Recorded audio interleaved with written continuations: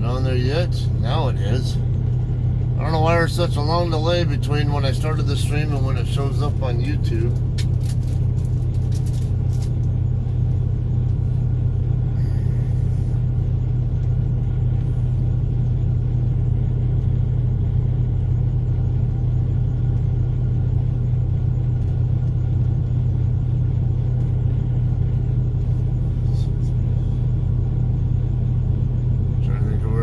Spot to stop.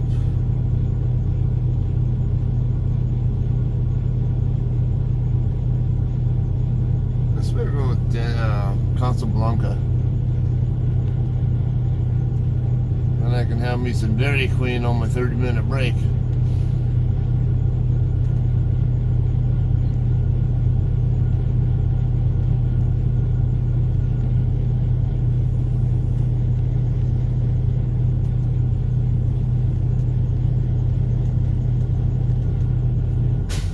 We're now public.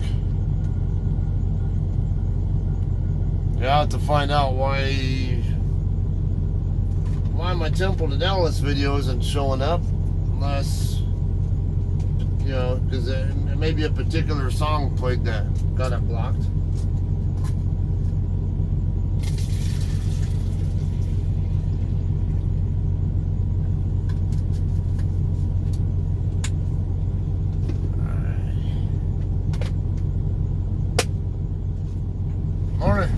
Toss, yes.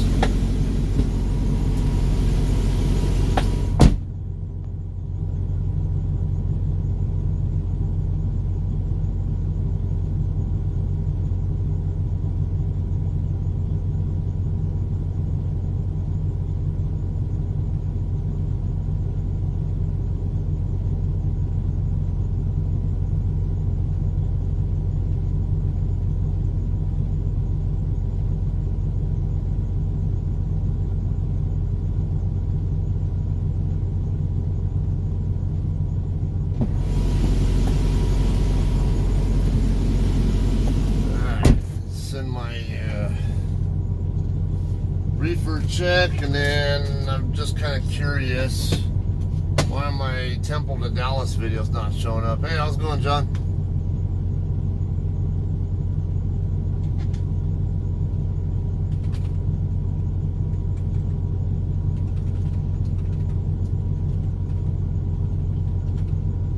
Come on. You can't keep up, can you? Oh wait, it's 34.5, not 35.4. I'm dyslexic. 937, is it? Double check it. Yep, that's an easier serial number to remember.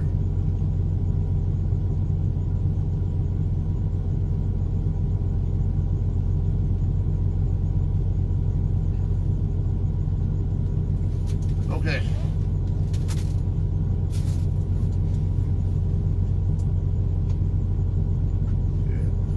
Just set the way I want them. Alright, 59 degrees here in Amarillo. Now,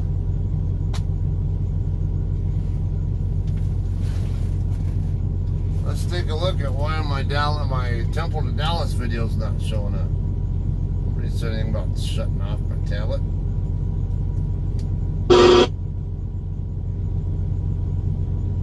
S&P futures is up again, up more than 2%, up to over 2,700.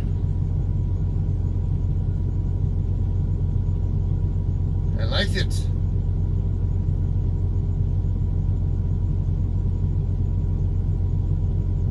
Especially when I have a futures position open right now.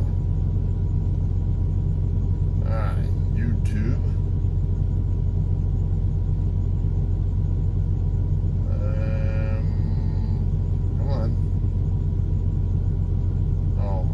I'm hitting the wrong button, that's why.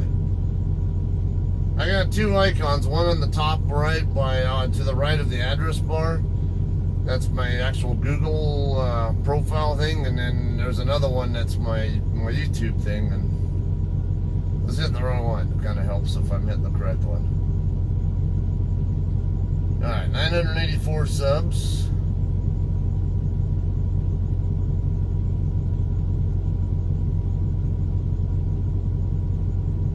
No restrictions on the Temple to Dallas video, so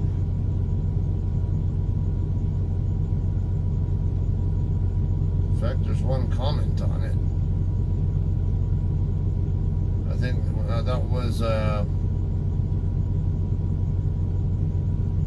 that was James.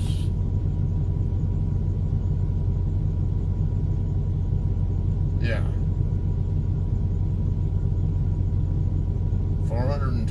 416 views. That's not too bad. Okay.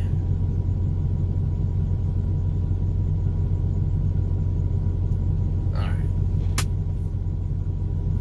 Pull that good. I'll put the whole 5x5 cube away because it kind of takes up a bit of space here.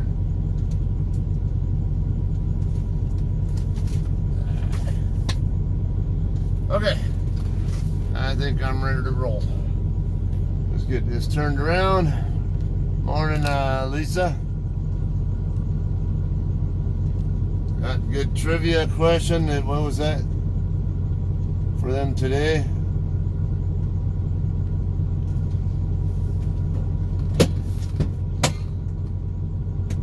All right, that's cool.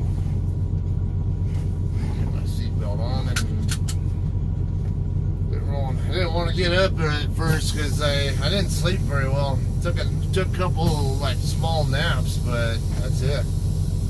And then I finally took at least a good hour and a half nap, whatever the hell it was, a little later before my alarm went off.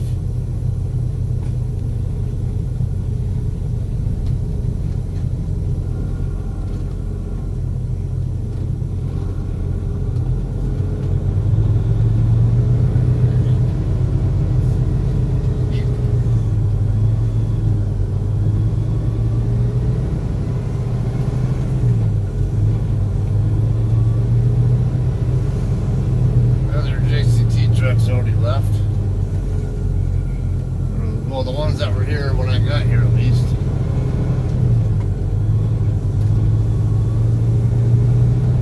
That's all right. We're going to be on JCT corridor, JCT highway today. We're going to see a whole bunch of them.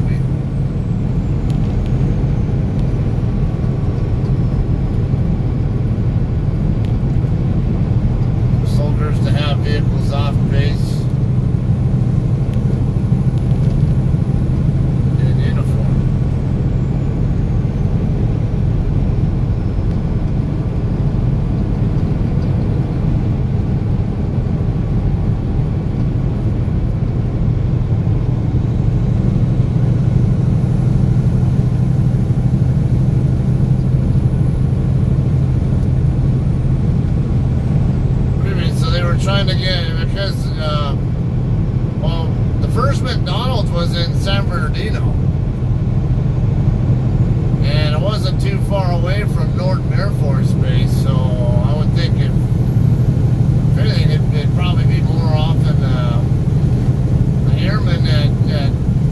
airmen at Norton Air Force Base, if that is the case.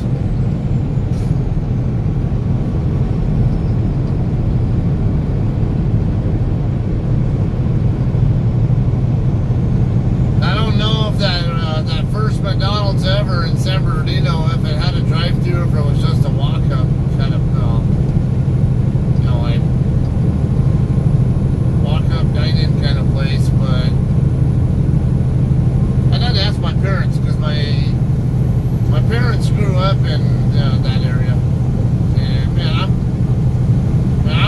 from that area originally myself, but that particular store had long closed. It closed long before I ever remember it.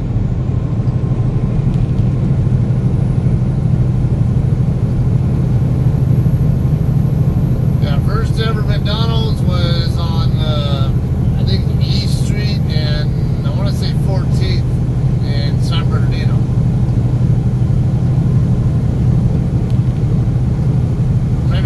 Maybe I was down a little bit more toward downtown, like by 5th or wherever. I forget, but I know it was over off East Street. Keep wanting to say E and 14th.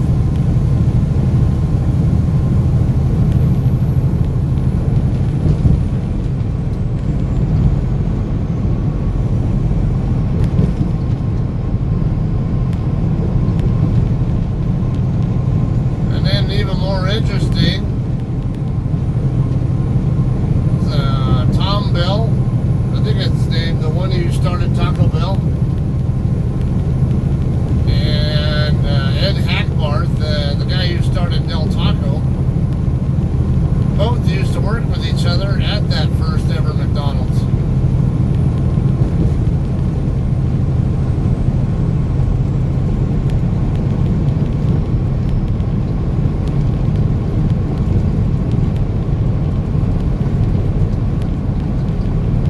Bumpy ass roads. So I don't think these roads would ever pass muster in Germany. I always hear about how smooth the Autobahn is and how strict their quality standard is for that for the Autobahn network, and we got way too many roads here that are, even when they're in good shape, they're bumpy.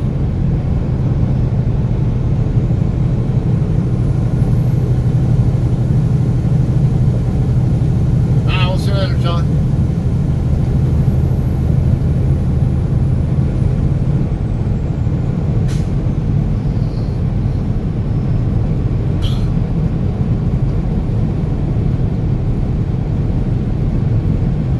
Now, I forget where Taco Bell, the first Taco Bell was started, but I know it was in Southern Cal because Tom Bell worked at the original San Bernardino McDonald's.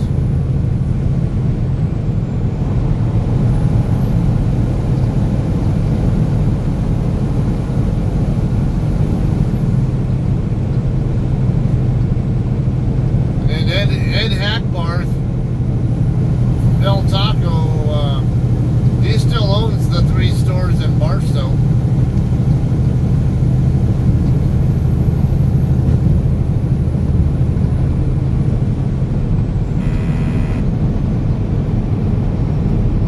Why the Barstow stores are so much different than all of every other Del Taco there is, because that was part of the agreement on when he sold the rights to it to that company or the corporation, whatever.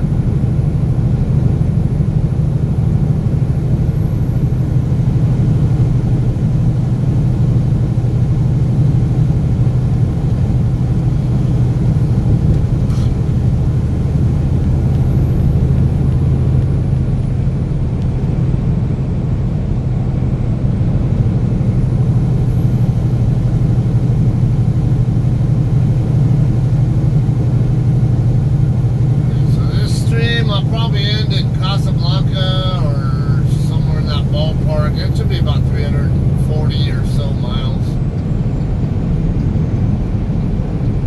And then I'll run the second one from there to probably Williams. That way, you know, like I say, so I can get one of my trailer tires replaced while I'm in Williams.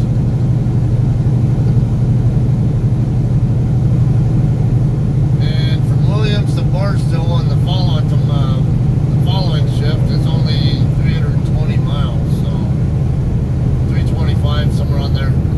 So I won't even need a 30-minute break to get there.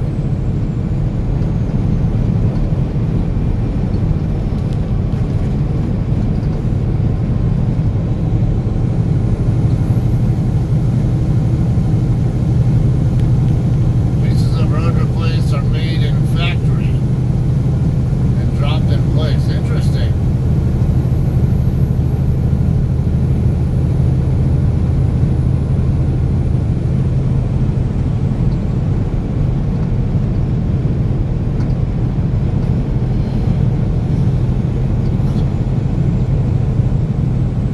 Some of these pieces are short enough where they can fit on maybe on a flatbed truck trailer or something to get to where they need to lay them down.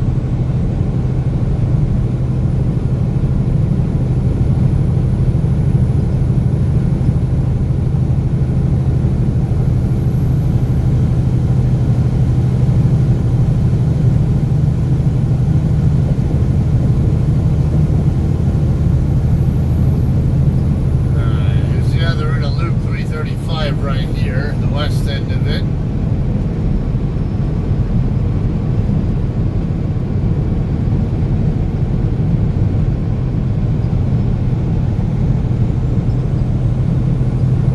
They inject something in the concrete to prevent ice buildup. Interesting. Yeah, because I know Germany can get pretty snowy.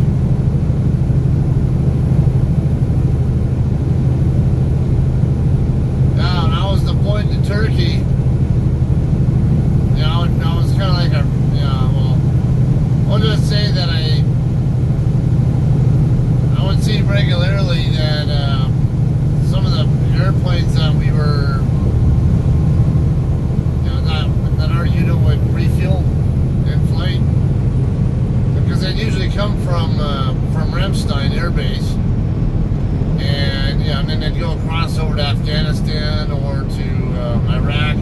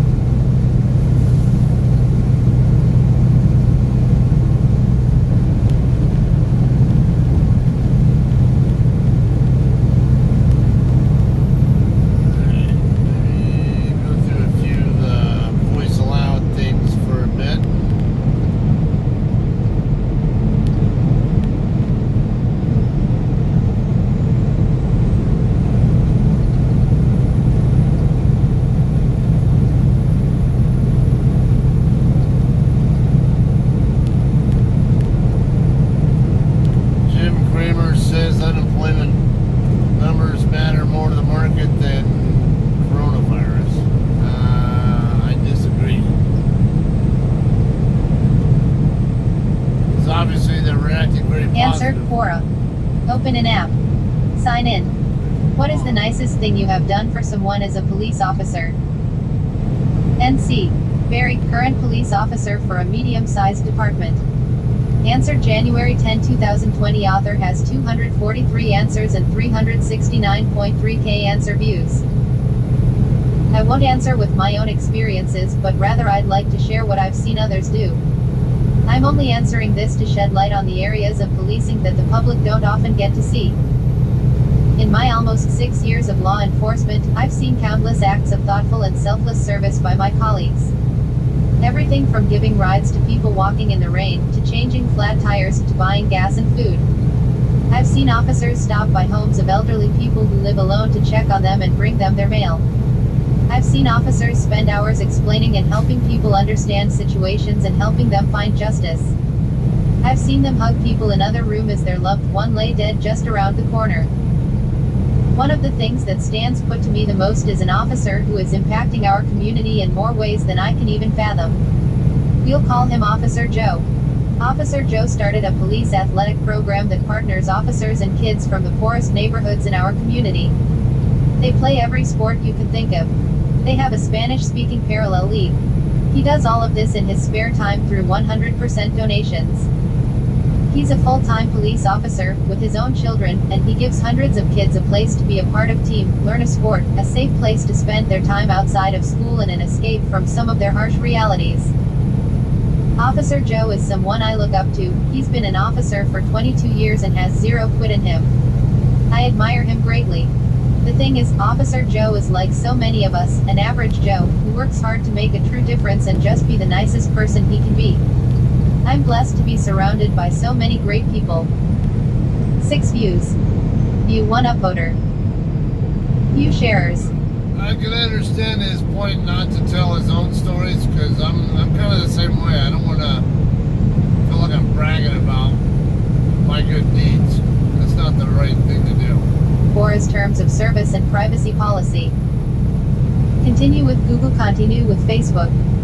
Log in. Sign up with email. Article 17 of 138. Answer, Quora.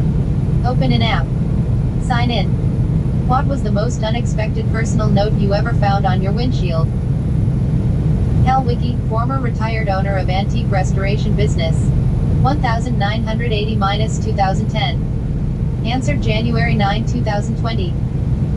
I found a note on my truck's windshield from a guy claiming he had proof I was having sex with his underage sister.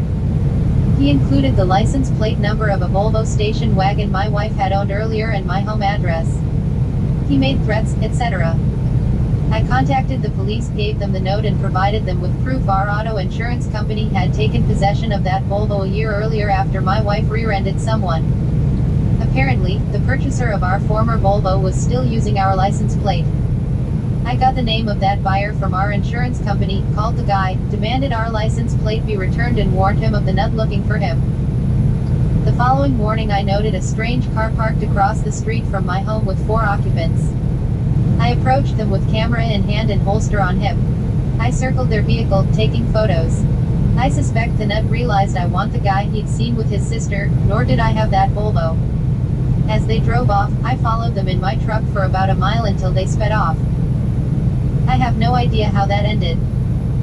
23.6k views. That's creepy. View 90 upvoters. Answer requested by Judith Engelstad.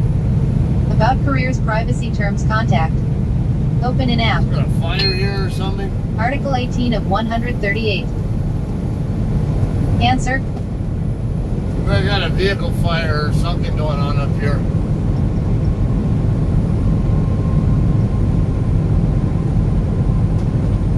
Yeah, it looks like the other truck's already moved over. It's right in the middle of the right lane, isn't it?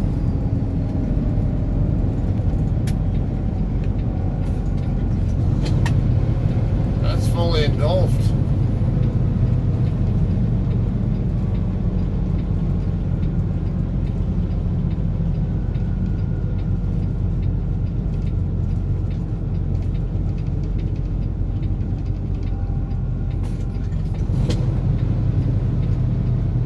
Like a It's got a, like, created a brush fire too.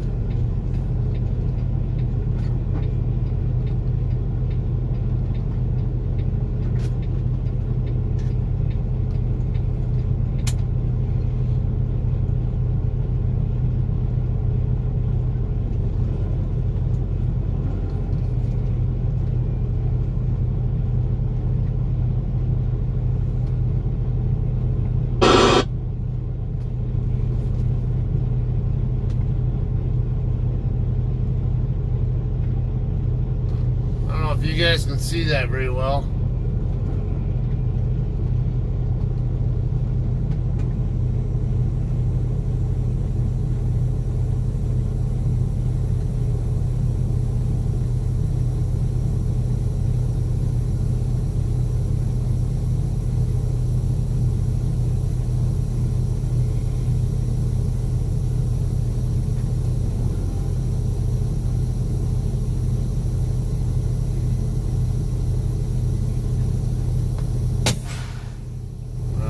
Gonna burn drive time sitting here watching this.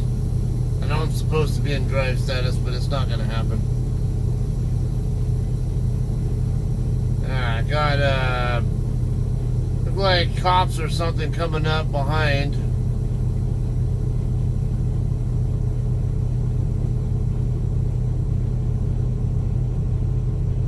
See at least two emergency vehicles coming up from behind me. I think the first one might be a law enforcement unit.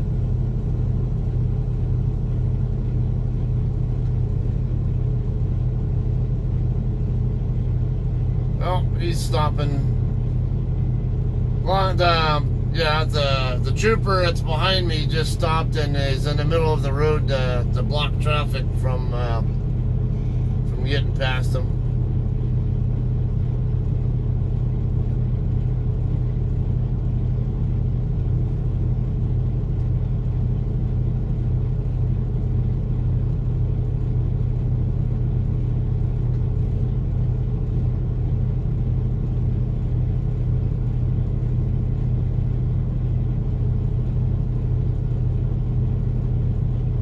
I got a barbecue. Can't see because that truck in the middle of it's straddling both lanes, but you can see the fire on the in the vegetation there in between the service road and the interstate.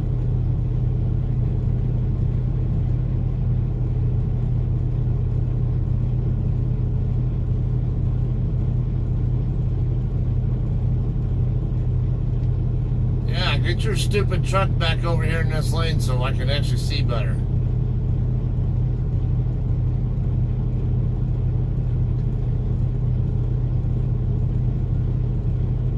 Look like they got both the service road and the interstate blocked now.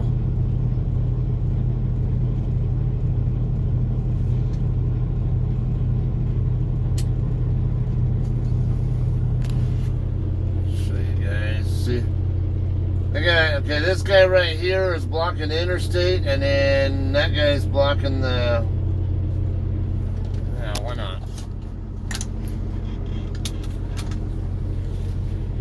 Let's see if I can get a better shot.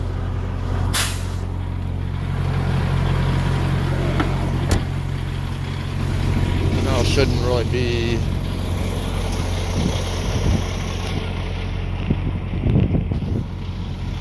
Yeah, that's a trailer fire.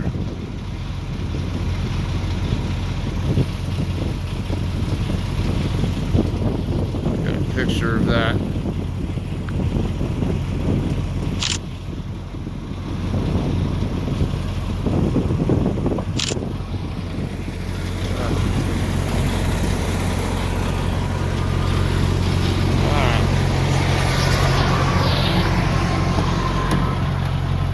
I heard a pop is probably from a tire finally, if I had to guess, it's from a tire finally rupturing.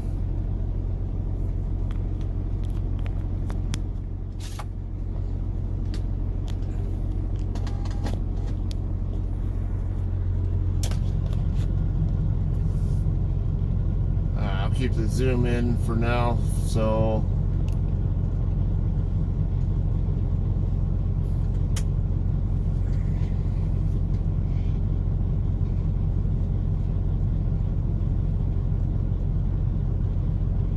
well, I picked a great time to take off, huh?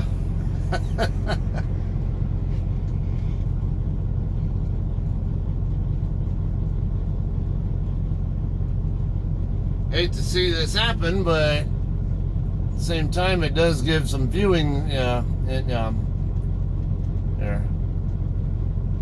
since I'm stuck anyway.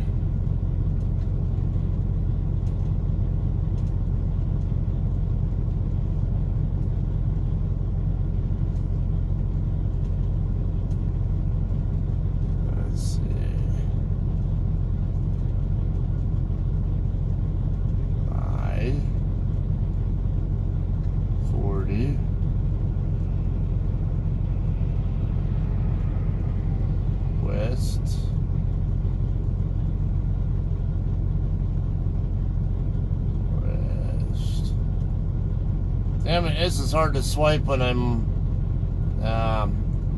looking at it sideways.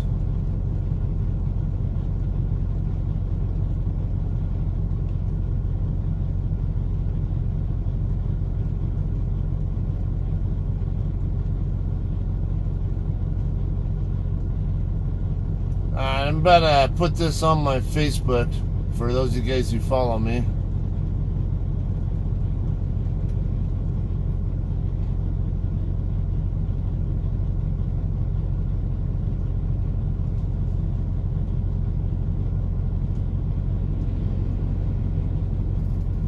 There's the fire truck. Looks like the vegetation part is starting to go out already.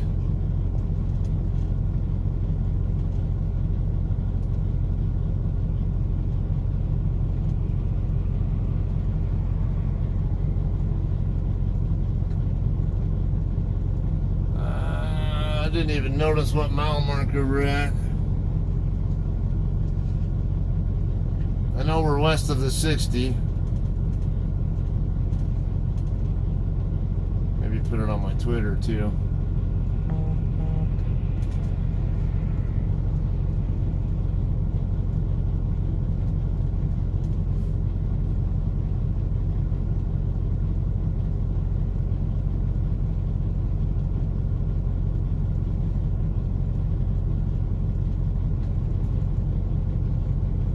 Hey, y'all better back down. Y'all got a truck fire right in front of you. That guy is shut off up there. Slow it down.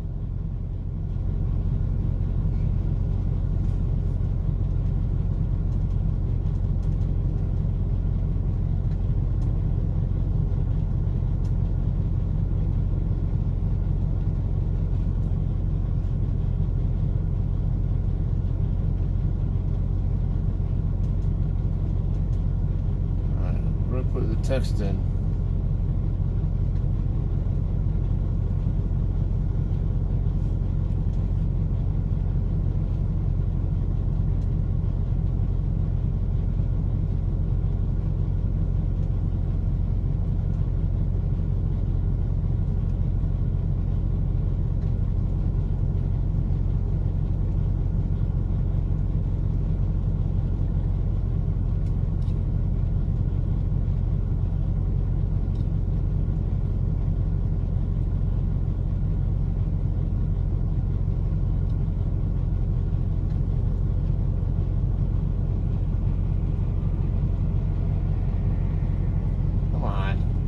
Cooperate with me.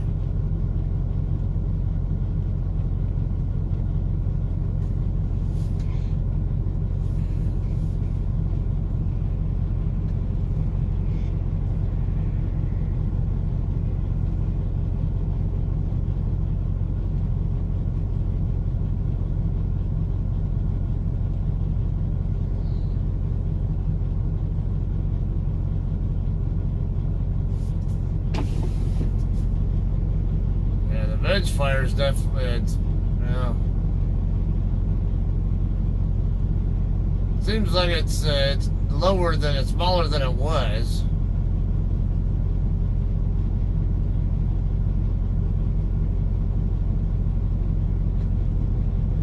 can see someone over there now. Look like they're they're spraying down the veg fire right now.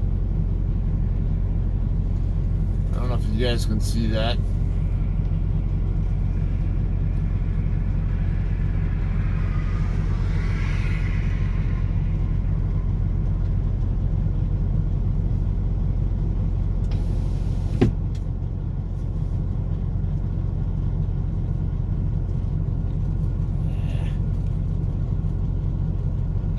I can't get the phone to stay angled on its own. My mount doesn't allow it to.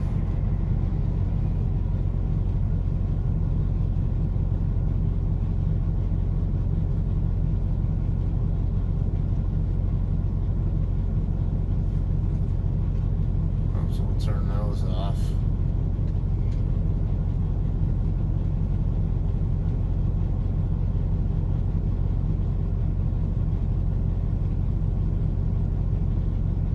I think you can turn your four-ways off.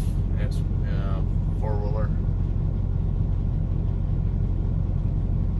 So I've got another emergency vehicle coming up here behind me on the right shoulder now.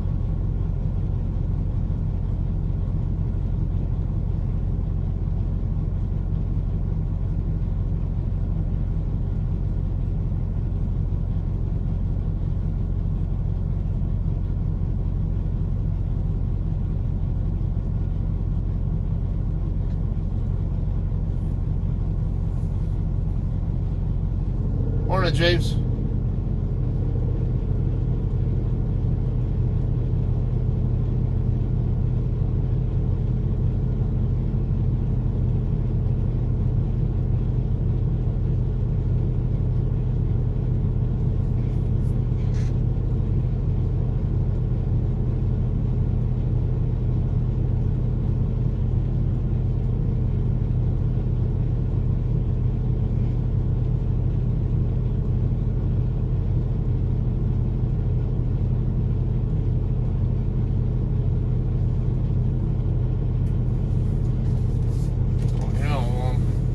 Sitting.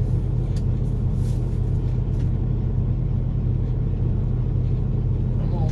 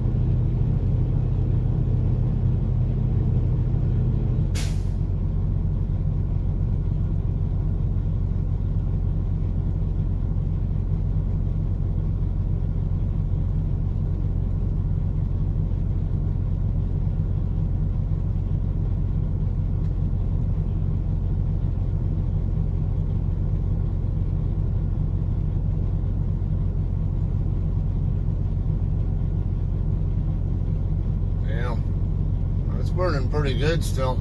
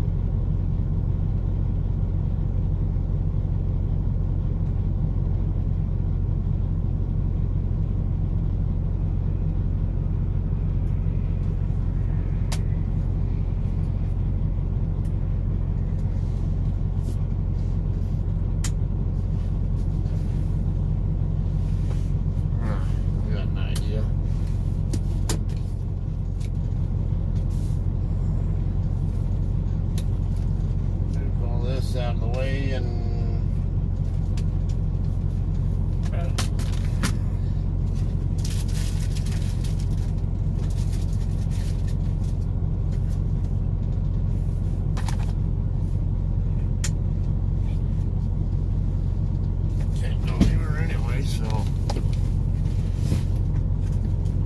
move over to the passenger seat. Unplug.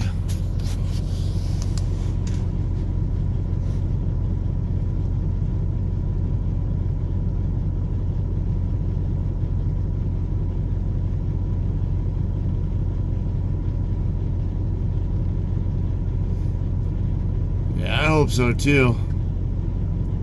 You can tell they're blowing. They're spraying it though, because the flames are all going straight out the side of the trailer.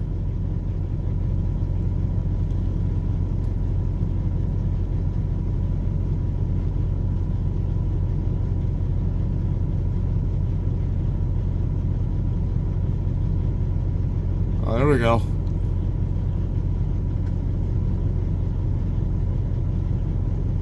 Hopefully it's not a hazmat load. I got another emergency vehicle coming right now.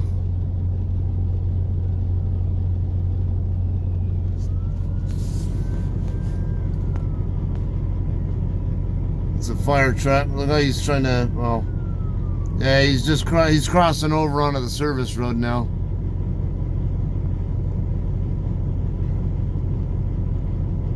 We got a truck on fire or something. Yeah, it's a trailer or something from what I can tell.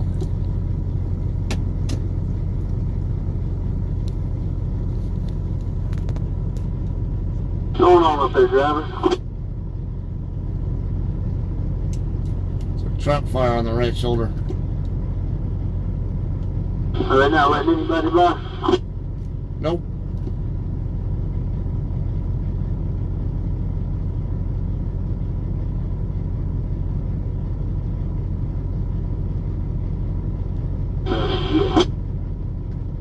We're gonna come up there beside you. Yeah, it's still burning pretty good right now.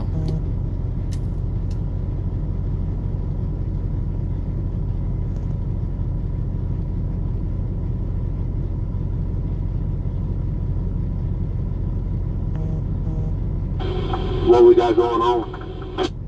Good grief, we just told you. Truck fire up ahead.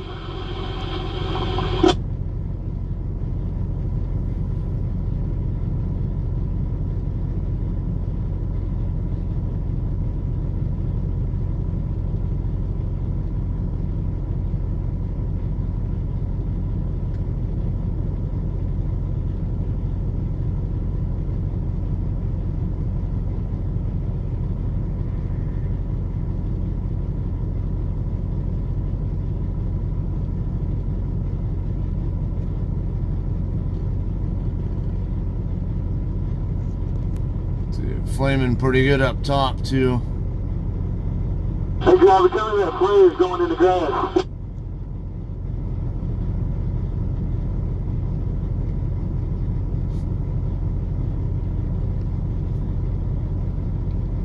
The fire department's already on scene trying to put it out. So where the hell is this? What the hell did he say?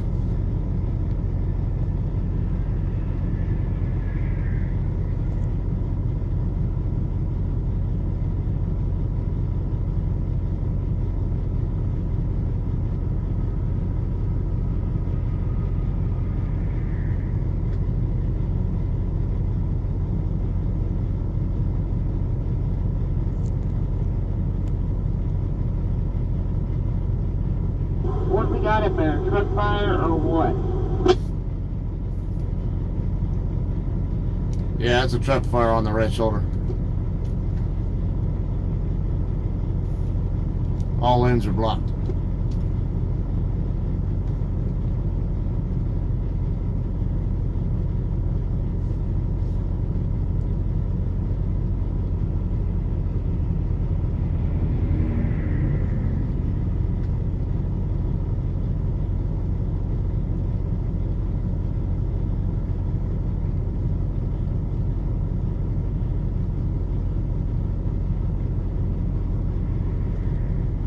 Can't tell what kind it is. You can kind of see what I think might be a logo on the back of the trailer. It's hard to tell. Oh, it's picking up again.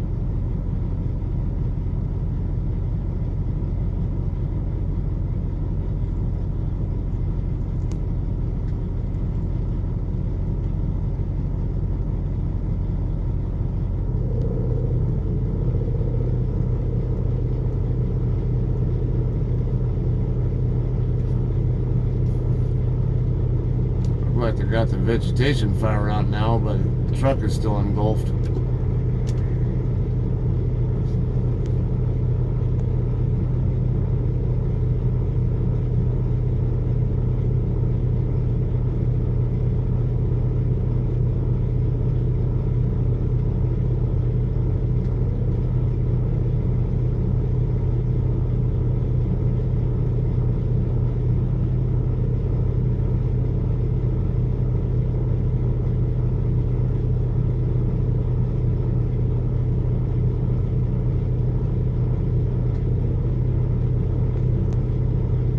When some of you dumbasses are real bright, you got emergency vehicles trying to get down the shoulder, and then you got a bunch of yahoos fucking parking on the shoulder. Wow.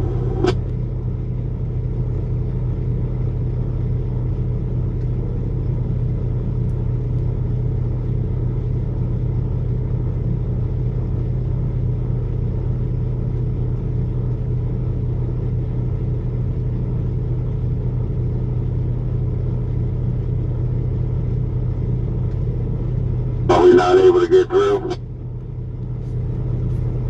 Negative, both lanes are blocked. We're not. Apparently you a dumbass.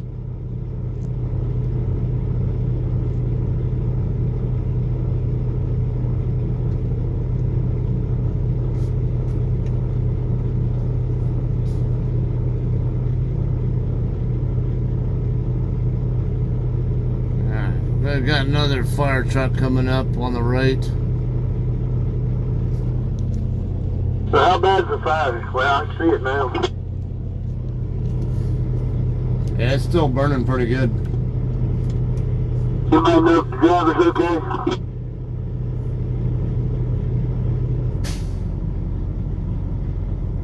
You smart ass woman, you ain't got nothing to say?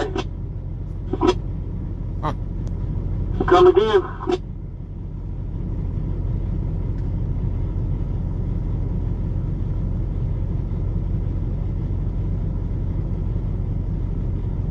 Oh yeah, that definitely ain't me. Well, they are. They're a bunch of dumbasses parking on the shoulder of the road, knowing that there's all kinds of damn emergency vehicles trying to get through there. I just called them out, and y'all pissed off about it. Get over it. How's that driver that was in that truck that's on fire?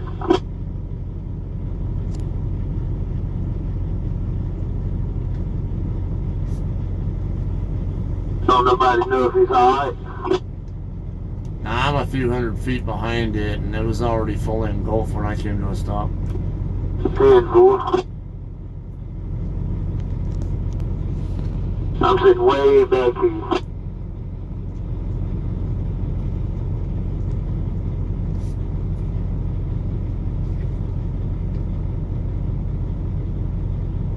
Yeah, I'm glad the fire's laying down now.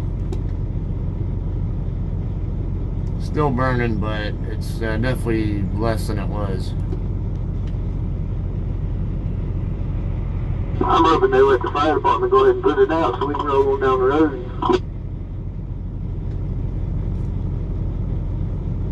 Fire department is why it's lower now.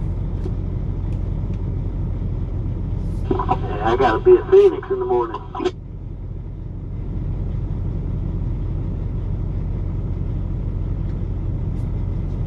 Finally, a guy got moved over into the other lane. Oh. I don't know if we're getting her to move or not. Let me double check. I want to be ready just in Yeah, me case. too. I thought that'd be good. I guess that was a bad decision.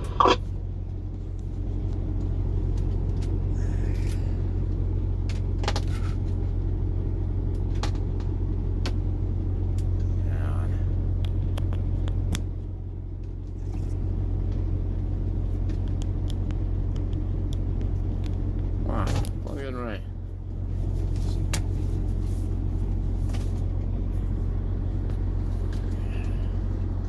Driver, I think you kind of blocking that lane over there. Oh, it's flaring back up again. I just seen it.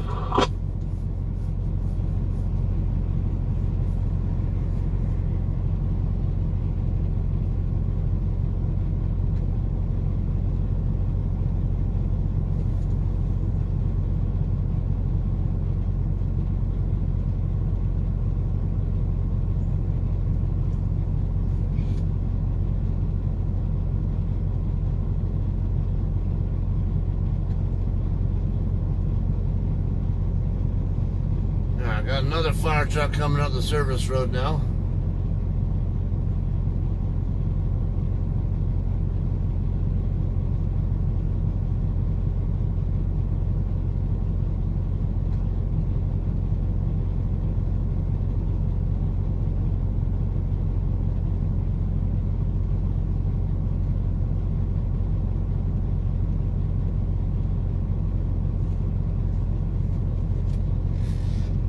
Drivers, just say a little prayer for that fella in that accident.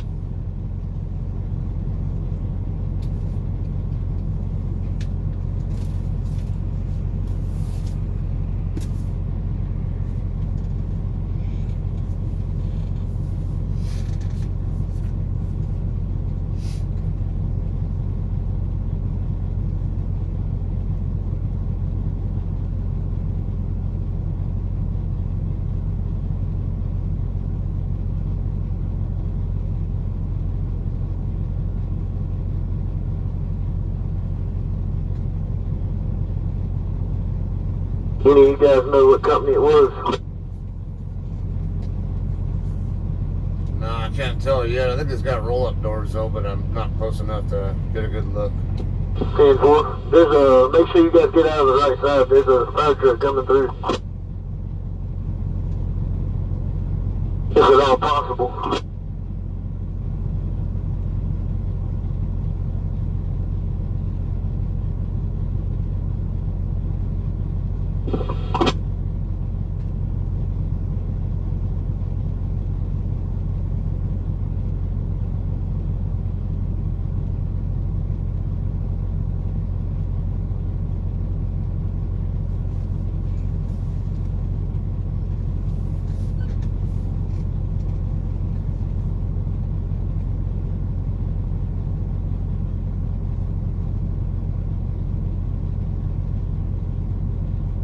I believe the sheriff's telling somebody something.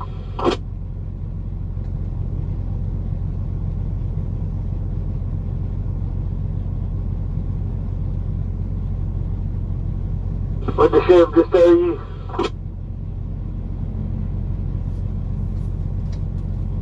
What was that? What the sheriff just tell you over there driving?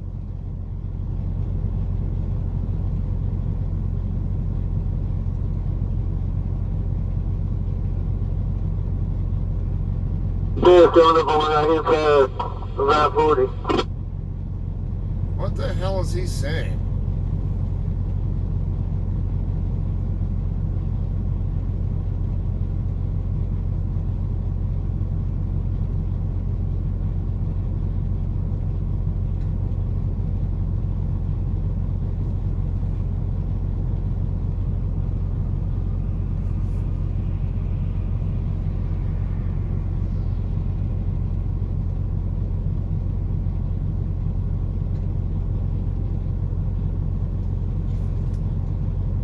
Here's from back here, the flames went down a little bit. Yeah, I'm not seeing flames anymore, but it's still smoking heavily. They spraying anything on it?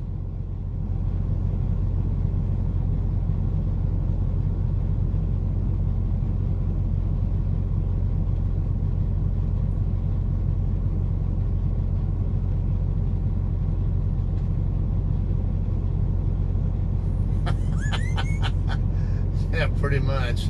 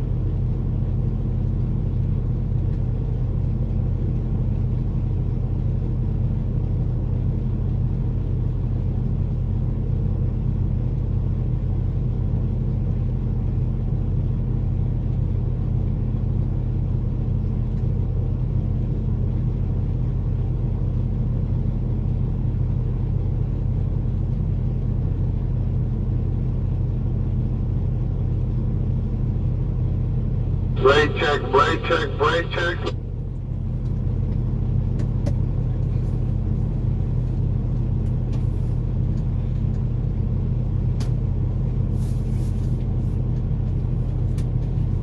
Man, I almost want to say it's like a Target trailer, but I can't tell. So I'm not close enough to get a really good look at what's on the back of the trailer. What's going on the service road?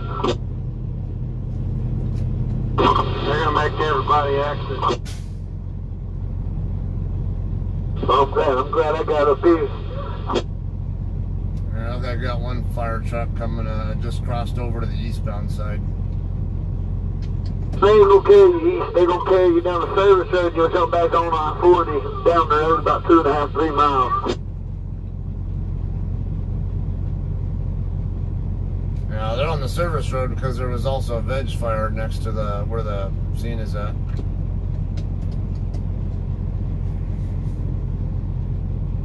What happened here? Trap fire as far as I can tell. According to the sheriff, he told us you can take the service road about 2.5 to 4.5 miles. I can't remember exactly what it was, but you can merge back on I-40.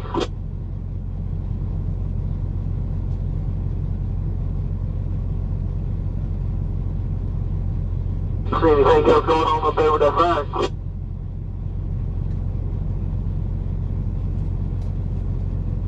Yeah, service road's blocked too.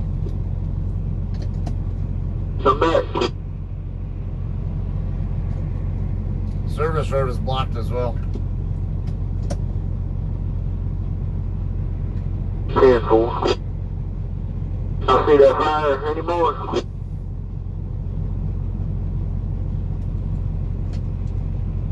Yeah, it looks like if you're still east of the overpass there, it looks like they're starting to divert people off there. Hold on, I just happened to talk to the sheriff and he told me I could go on up ahead, so that's what I did.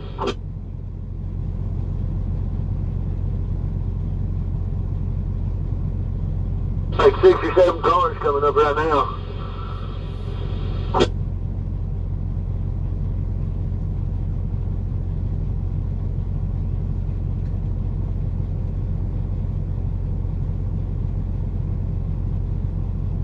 Bunch of idiots is what's behind you.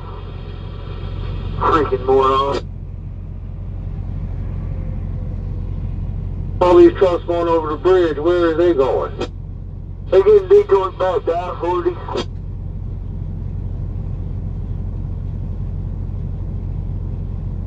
All you drivers right there at the overpass, look at these 2 retards coming up on the shoulder following that fire truck.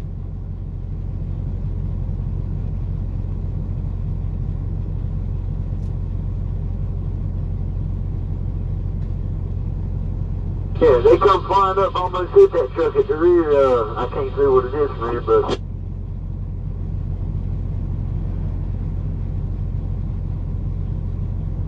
What's going on westbound? Yeah, they head down there to that truck, it looks like.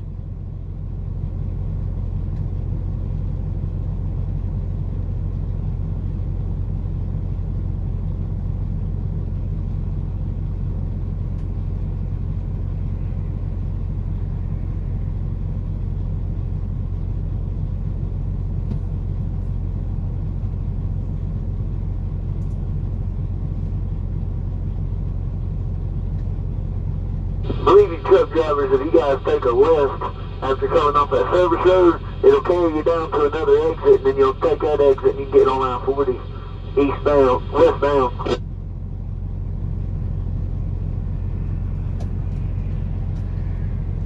I'm not mistaken, all you drivers taking the service road, if you'll take that left, you can go down to the next exit and get back on I-40. Talking about the westbound service road, that's not going to happen. It's still blocked.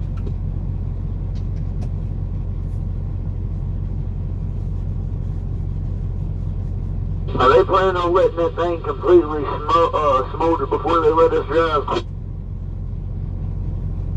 They were putting water to it.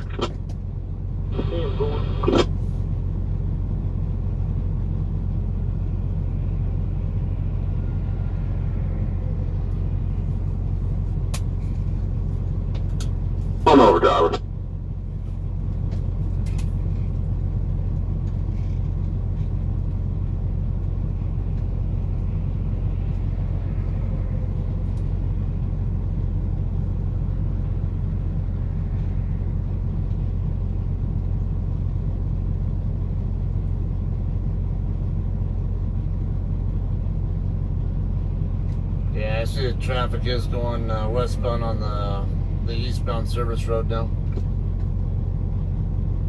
If you'll continue westbound on that service road, it'll carry you down to the next exit and you can get back on I-40 westbound.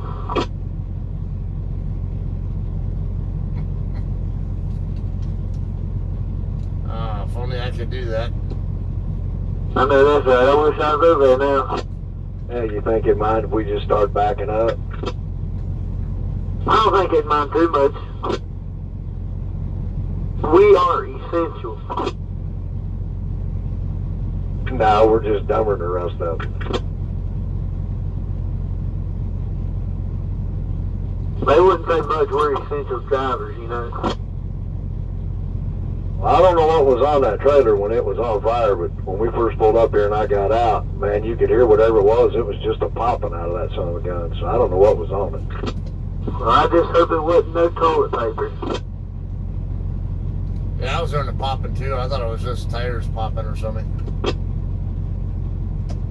Yeah, like I say, I got out and was looking, and so something popped loose, and then it flared up a couple more times. I guess that was fuel tanks, I guess.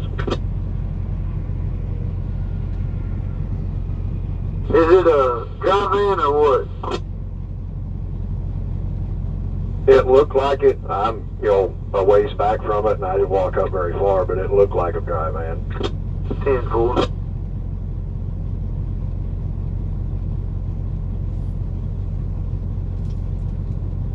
Yeah, whatever it is, looked like it has roll-up doors on it. It almost looked like it said Target, one of their roll-up door trailers. I don't know, like I say, I'm just, my eyesight's not as good as it used to be, but that's kind of what it looked like on the back of the door. Yeah, I thought it was a Target trailer too, but I couldn't tell. You must be right behind me, because I saw someone behind me get out. Yeah, I was standing over there in the ditch for a minute. It is a Target truck. Okay, it is Target. There's also a load of toilet paper gone again. Man, hope the word don't get out. Walmart will be swamped. You're telling me.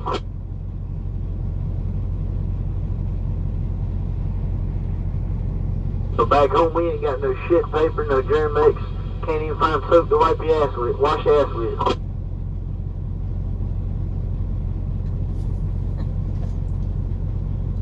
Hope you got a tree you can grab some leaves off of.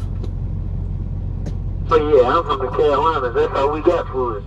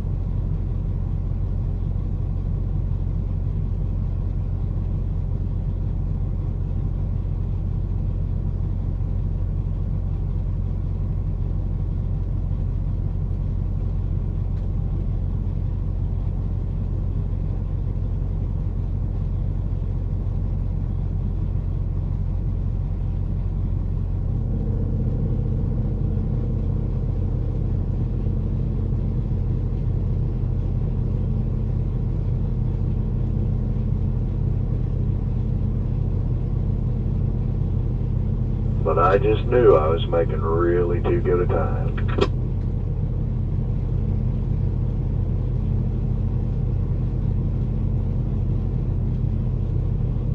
That's a fact.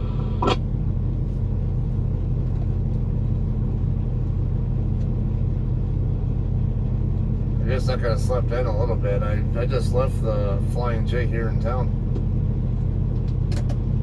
Yeah, me too. Mile marker 75.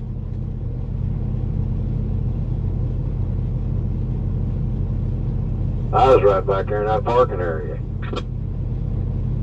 Dang, that ain't no good. Yeah, and then like an idiot, I pulled out here on the road and went, oh shit, we're stopping. This ain't good. They gotta probably stay back at the parking area.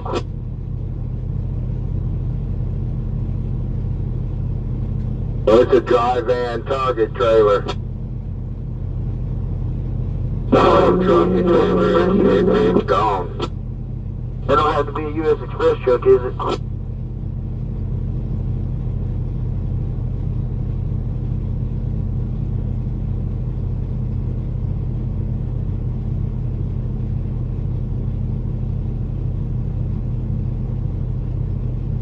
What caught on fire, the tractor or the trailer?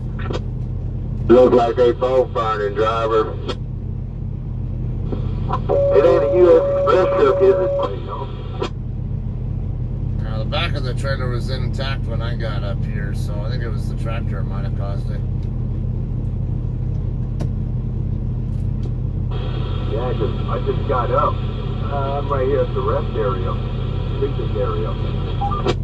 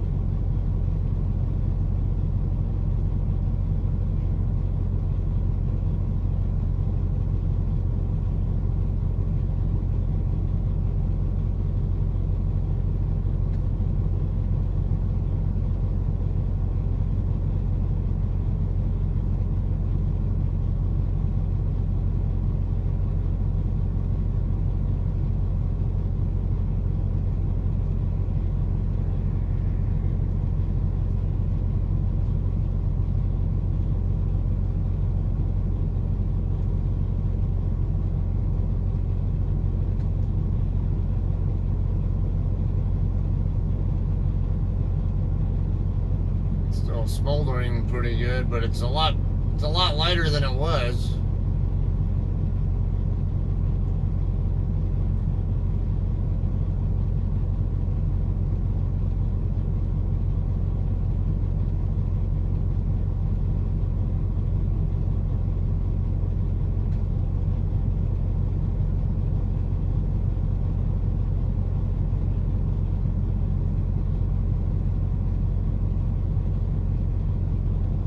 I guess one positive thing is I haven't seen an ambulance or a coroner go up there, so I assume the driver got out all right. Still wearing focus, sir. There were a couple of four-wheelers who came up here though that were not didn't look like emergency vehicles. Can anyone tell who was a U.S. Express truck?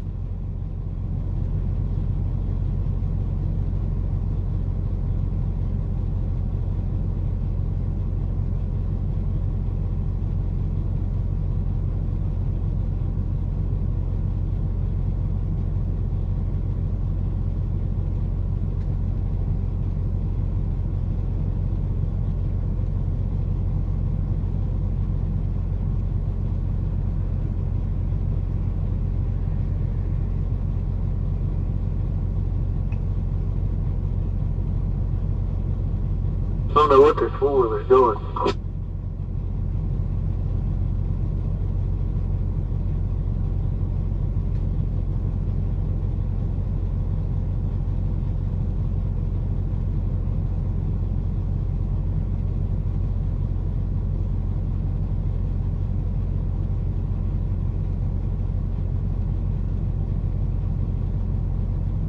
Georgia.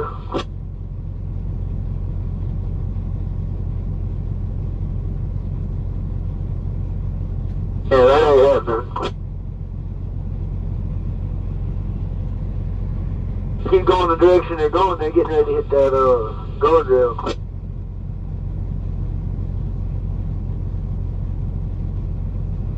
You telling me?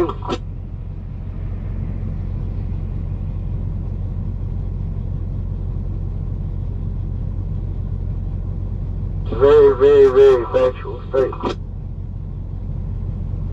Ain't drive for shit.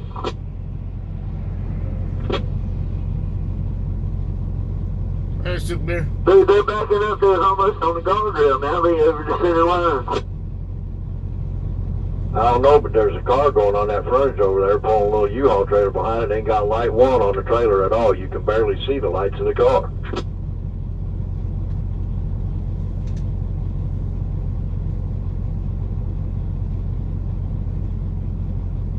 Oh, Lord.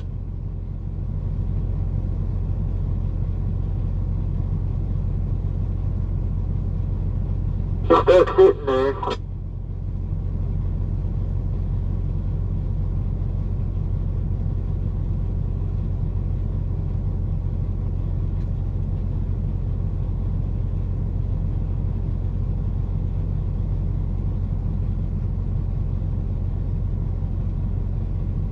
Can't drive backwards for shit.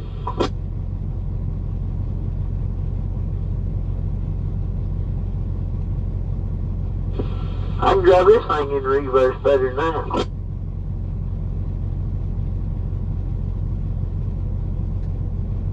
Get ready to back right into the damn fire truck.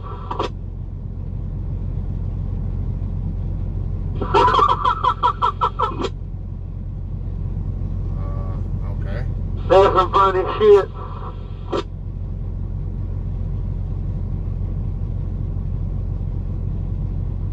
That's right. Shit, I need to back up. Ain't enough room for him to squeeze. Well, he can, but he's gonna be tight.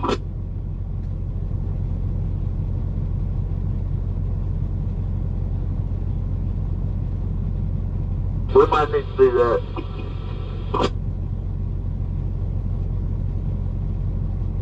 In the U.S. Express truck. I'm in the U.S. Express truck. I'm in the U.S. Express truck.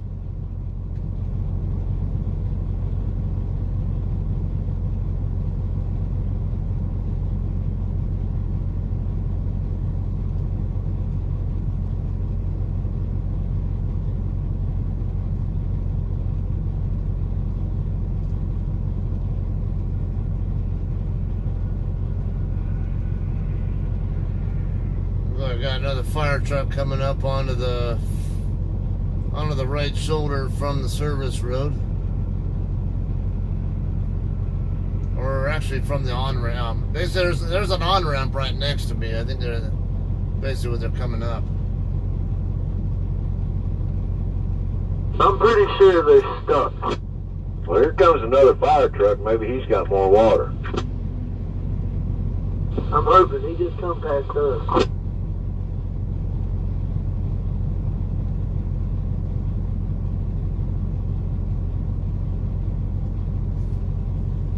Yeah. I'm watching that idiot in the car that was going backwards.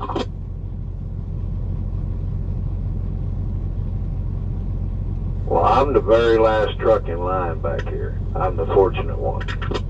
Yeah, you got to watch him almost get run over, didn't you?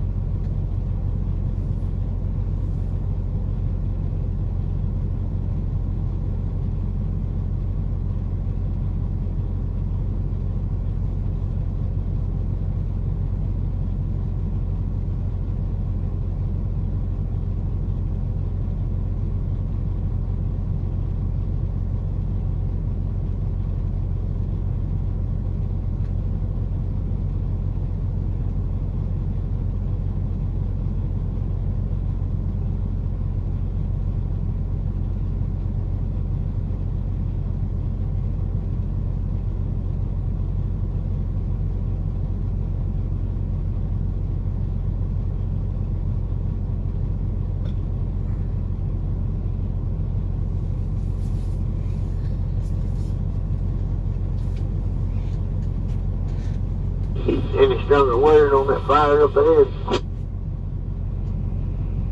She's still smoking pretty good. How far is it past the overpass? I'm at the end of the on-ramp, and it's about, I'd say 1,000 or so feet in front of me.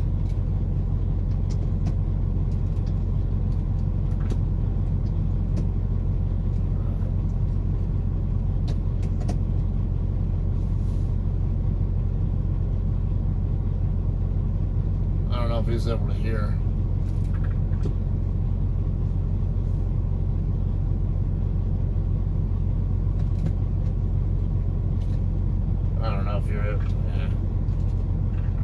I don't know if you're able to hear that last one. I'm at the end of the on-ramp, and it's about 1,000 feet in front of me. 10-4, I'm way back here at the overpass. That other fella, you in that JCT truck?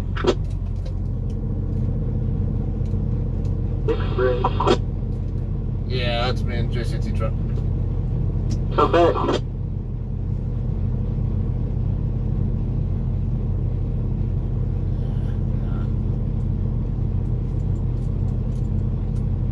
Yeah, I'm thinking the same damn thing.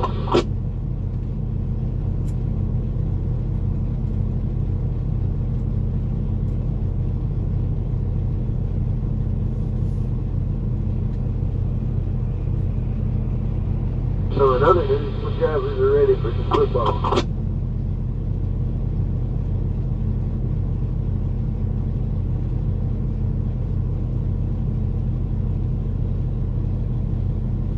Yeah, we like to fish too back home, but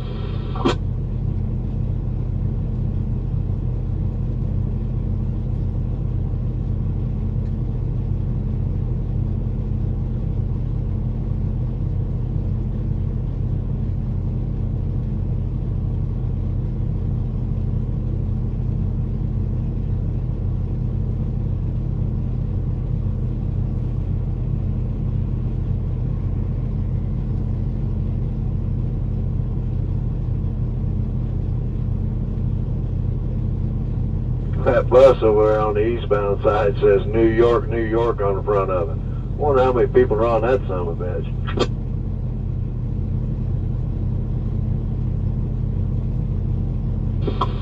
well, they headed to New York, I'm reckoning, and that's probably a lot of people. I wouldn't want to go there. You couldn't pay me to go up there. I don't know if I had to choose between there and Montana. I think I might would take New York.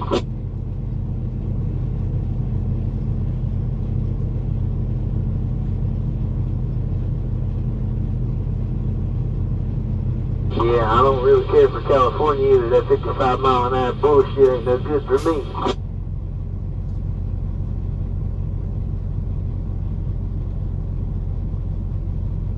Hey, I make a lot of money running FedEx freight from Burbank to Kernersville.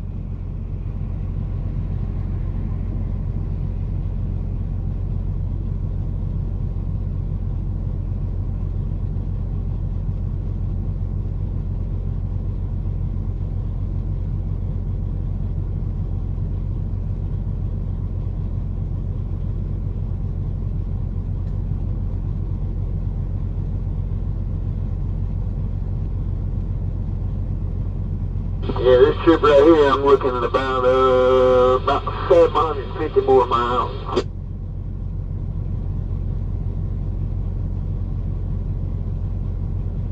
Directly to Phoenix.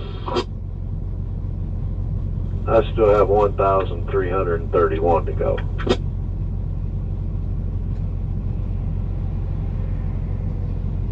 Me and my co-driver done put up 9,000 miles this week.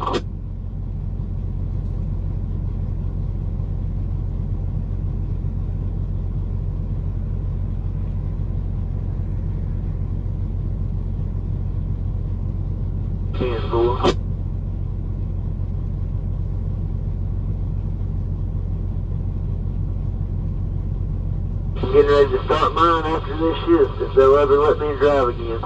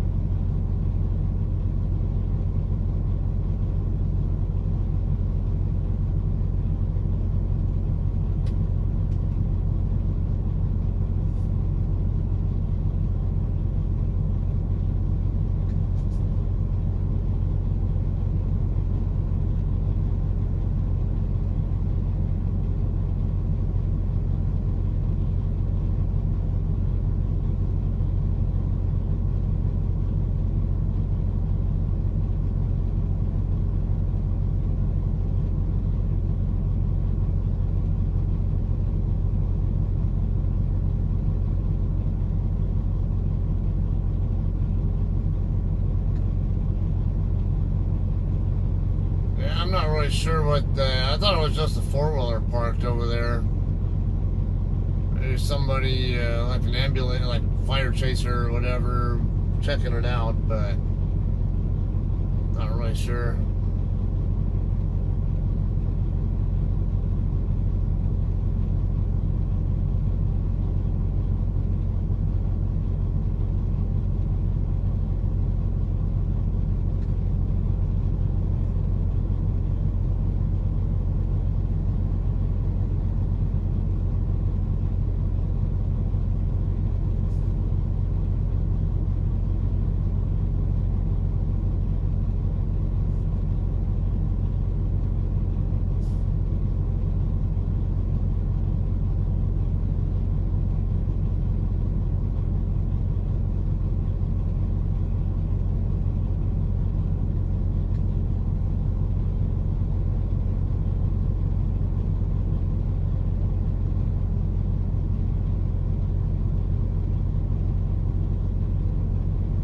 What happened?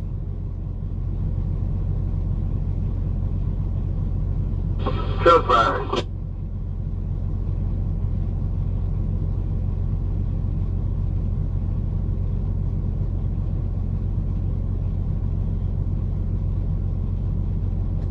I don't know which way to go. I mean, they routed me off on here.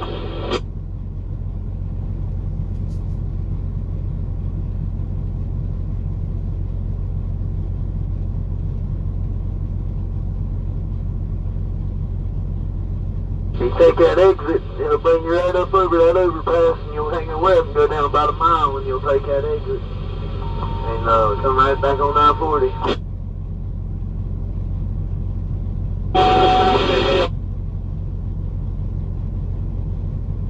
Yeah, well, you mean he just left me there, you know, and then it comes to an end, and I can't see shit. There's no lights here.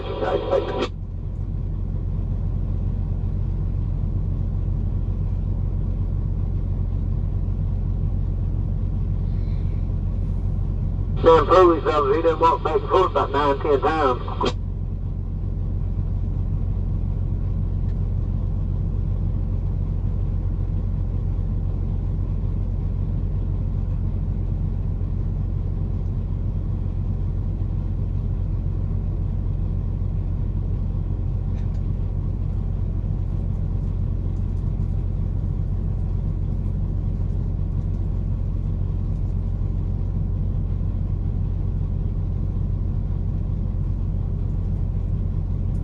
So what is it, a truck fire? Truck and trailer there, driver. So what?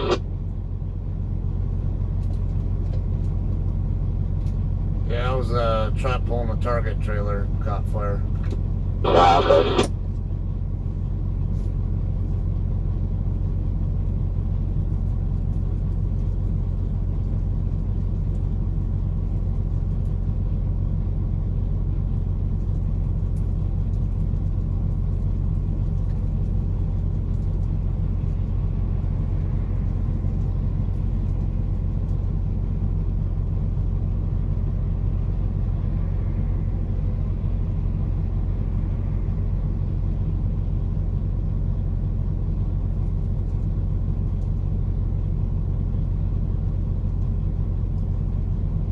Did I make a wrong turn? Which way am I supposed to go? I made a left over the bridge, and then what?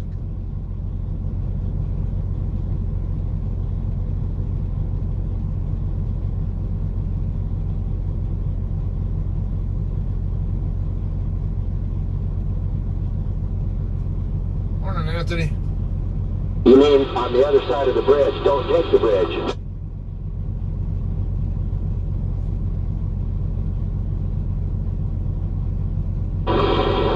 Well, I'm getting right out there freeway, going the opposite direction now.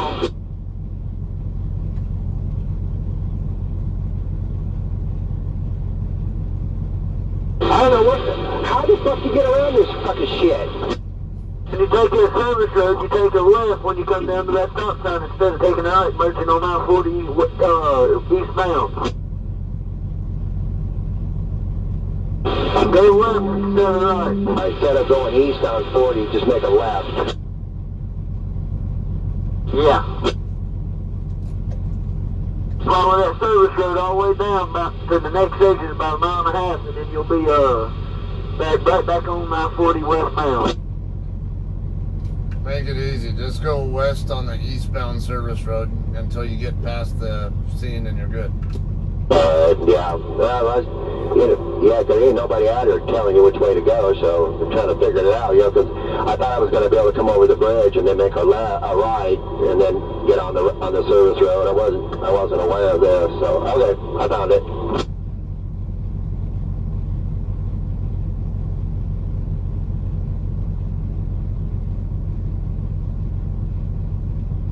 I don't understand why they ain't letting us roll.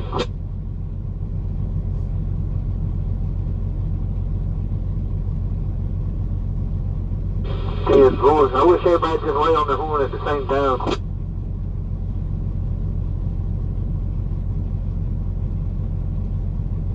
Only thing that's going to do is piss them off and we'll be here longer.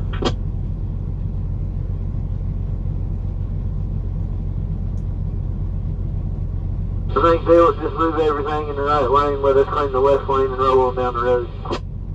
Well, hell, it's going to take them 30 minutes to get all this emergency equipment out of here, as much as they had out here.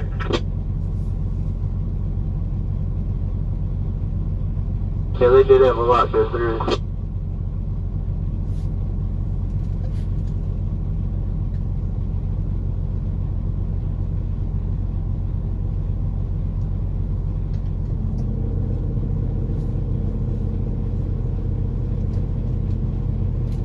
I think our only real problem is going to be the fire truck that's in our lane over to the left of the truck.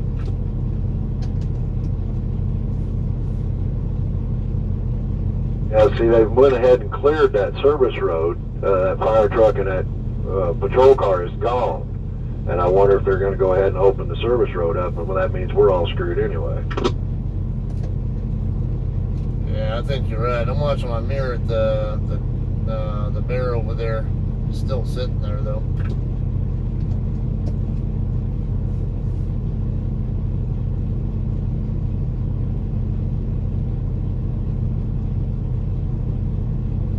But I'd say it made the news, because over there on that frontage road, that little four-wheeler sitting there with the four-ways on, I'll bet you that's a news car. Yeah, it wouldn't surprise me. They got some kind of bright light on over there too. Yeah, I'll bet it's a camera. Man, they're pouring the water to it now. I can see it. They are laying the water out there now. Is it a tractor trailer? Yeah, 10-4. Yeah, and the smoldering's gone down too. It's still smoking, but it's not nearly as bad as it was.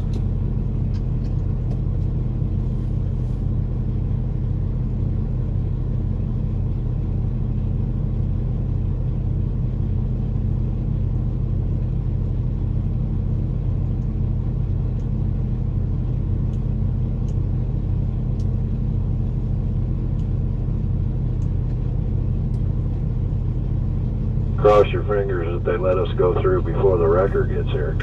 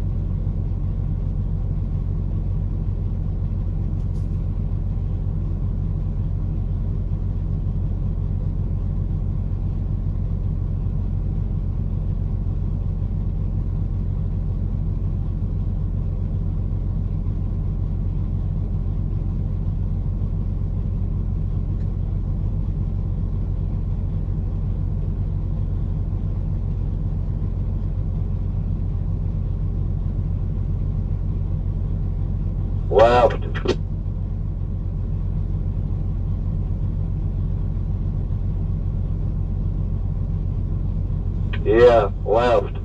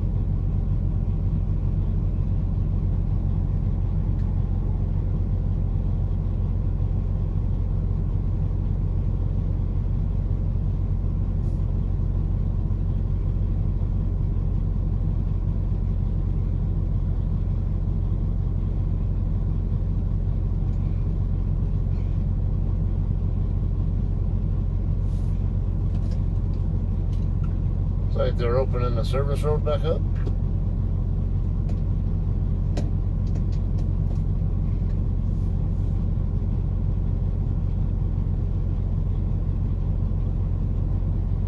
It looks like you can get to the westbound frontage road now and go on through. That trooper just moved. Yeah, get off the 54.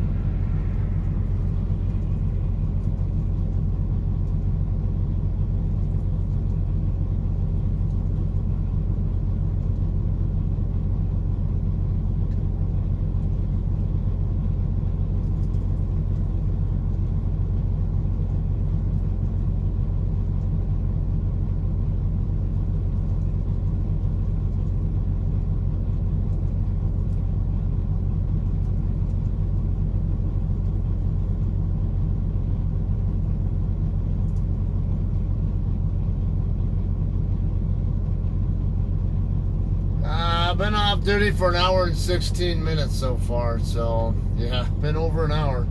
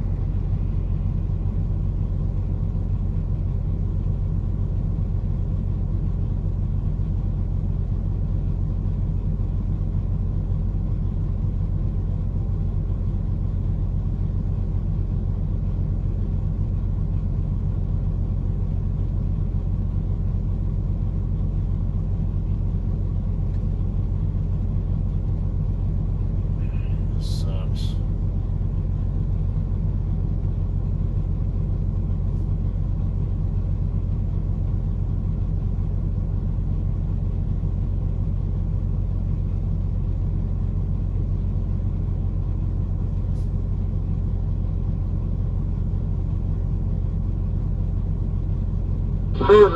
What are you doing there, fella? Left. Pull forward.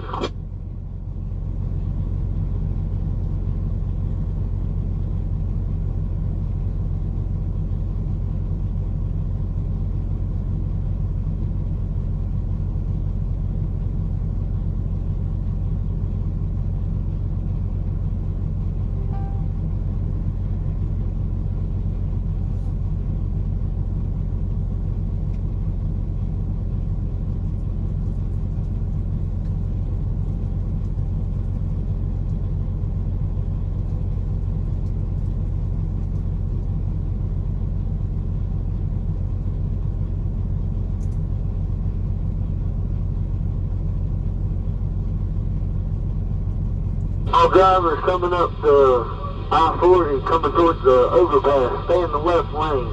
Fire trucks are coming in hot and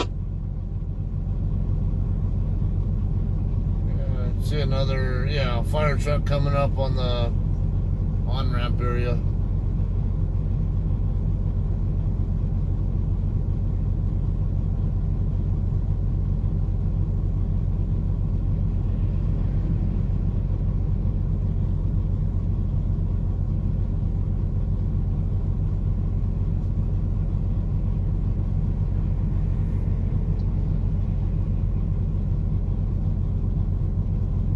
Any more word up there?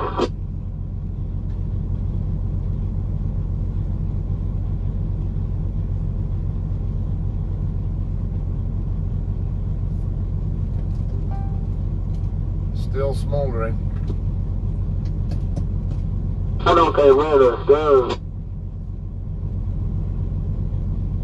Does it look like we're making any progress in the front?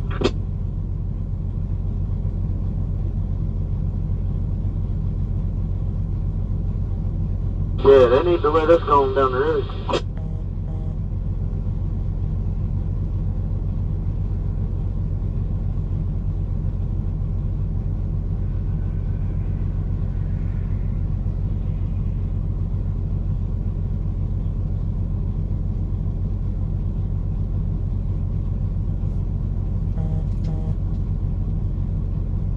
This might be nice if they'd let us back our way back up this on-ramp to get over to the service road.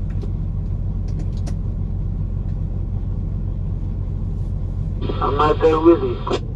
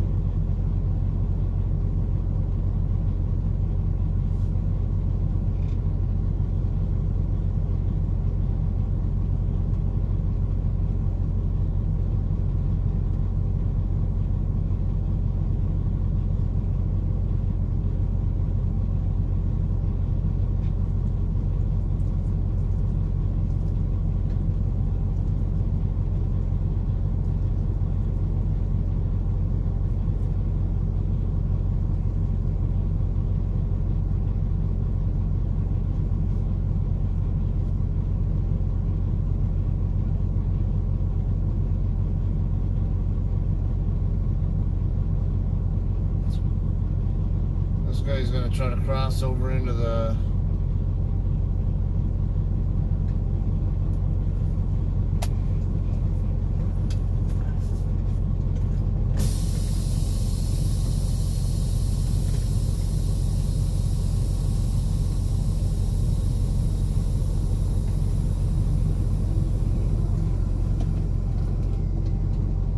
I guess I'll pull forward now if that SUV went over the service road.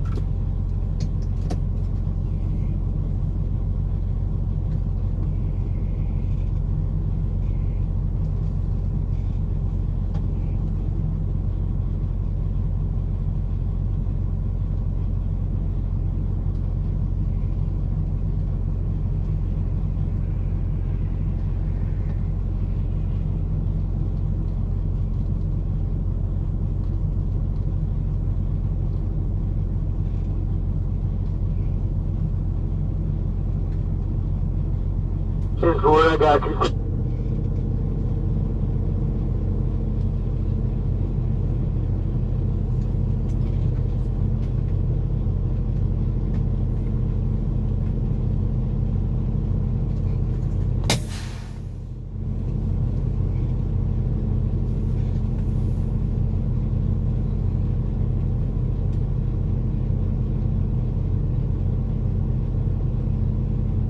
It's truck fire. Somebody pulling a Target trailer caught fire.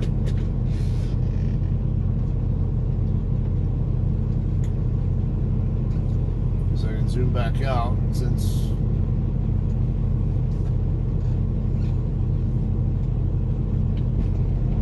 Take a look what's going on here now. Or see how bad the smoke is.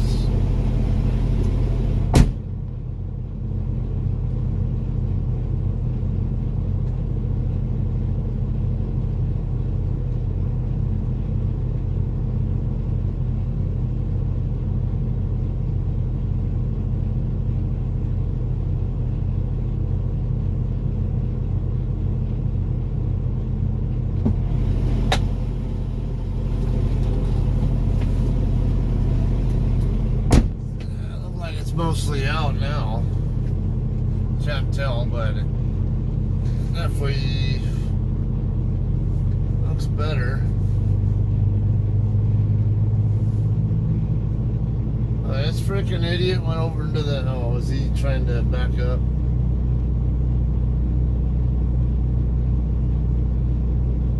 Yeah, I think the guy's trying to back up on the on ramp to get back over to the service road.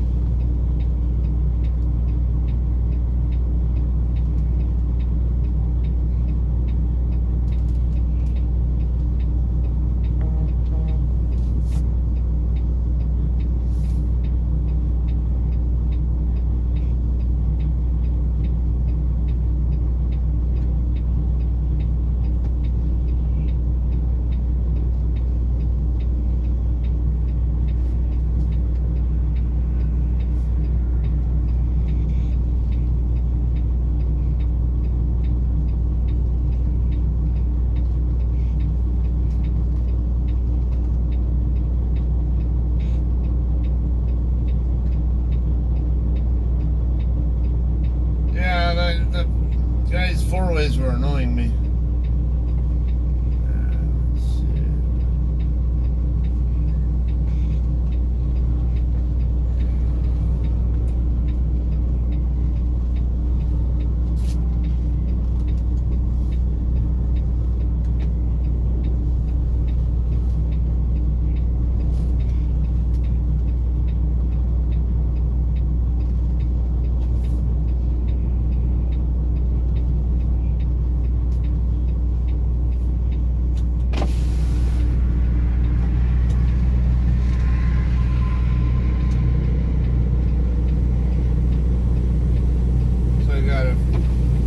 Trucks still on the few trucks on the service road, and the truck that's behind me trying to back out also is has to wait for the other traffic on the service road to go by first.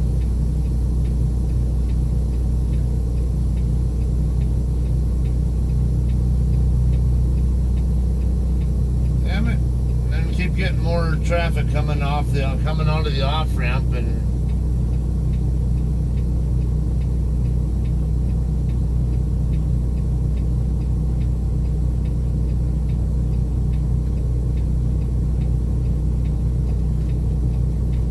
would have been nice if the cops would have let us do this before opening that road up.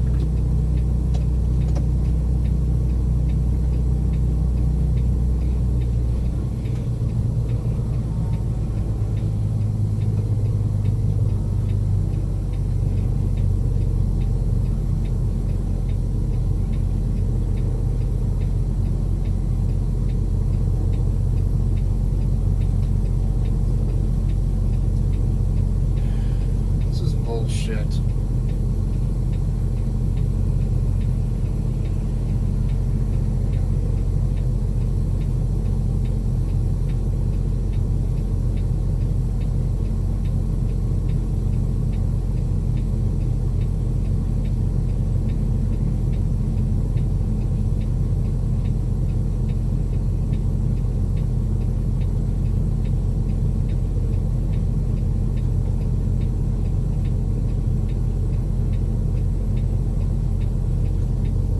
Can't get anywhere with this because there's never not somebody getting off the damn freeway on the off ramp.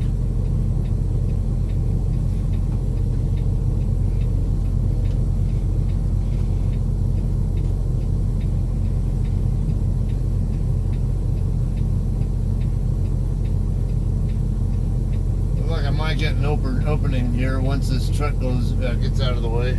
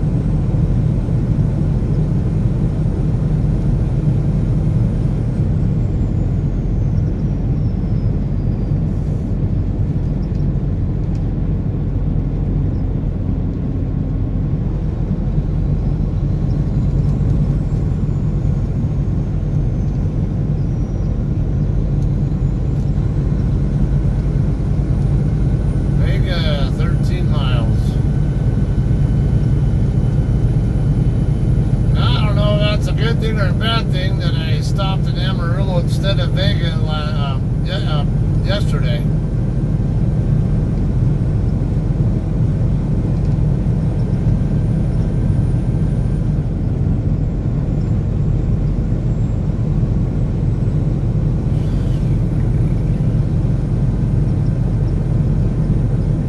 Okay, there must be an on-ramp coming because I see that lane merging sign coming up.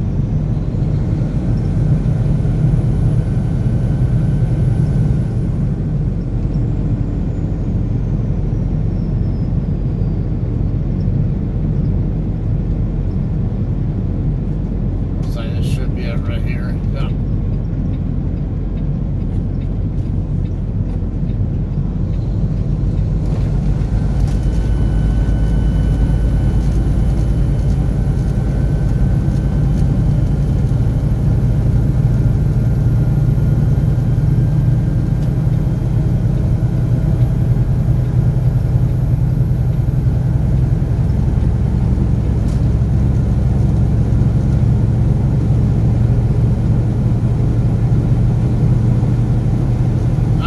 The truck fire that was burning there, I had the lanes blocked because the fire was kind of big when I first got to it, and then the fire department showed up and had to block the lane. They only blocked the lane because they needed to fight the fire from the left lane.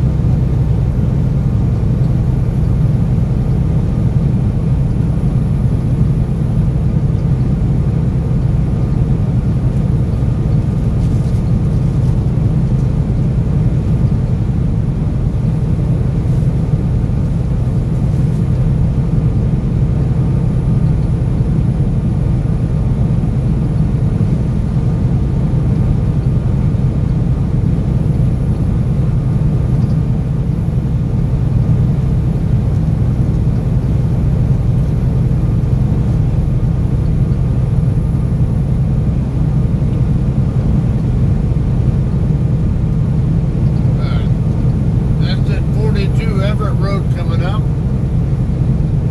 Less than 10 miles out from Vega, Texas now.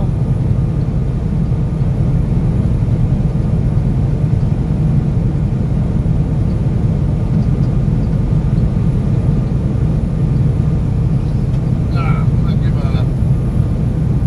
give a friend a call who's wanting to know if I was driving.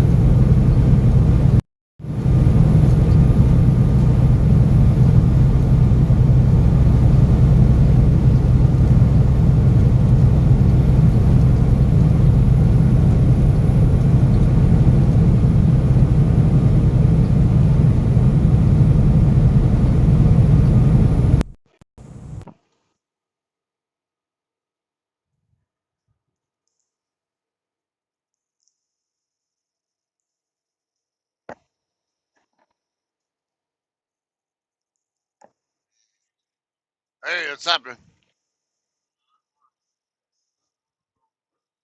Where you at?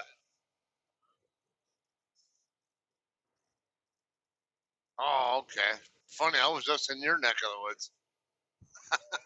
Yeah, yeah. I just delivered in Temple. Yeah, the what 2 days ago, or yeah, I think yeah, the 5th, whatever.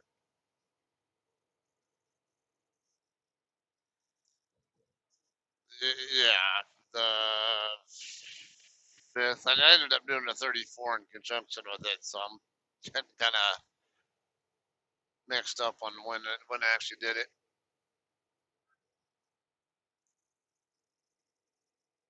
Yeah.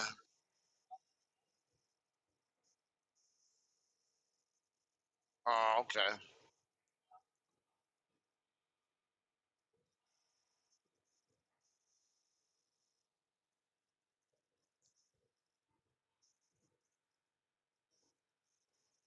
Oh, okay. You're coming at me then.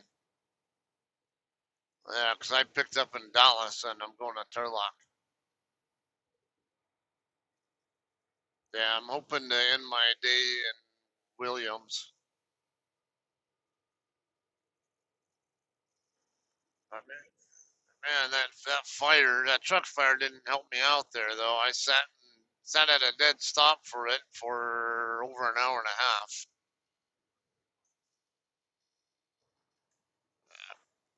I got time to burn. I just don't want to. I don't like showing up at truck stops too late, and I need to get a tire replaced on my trailer.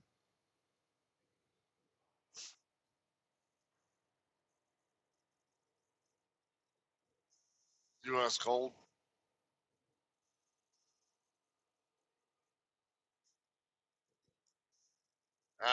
Turlock Dairy, whatever it's called. Yeah. I've had a couple loads that went up that way, but every time I've had loads going there, I've either dropped them in San Bernardino or swapped.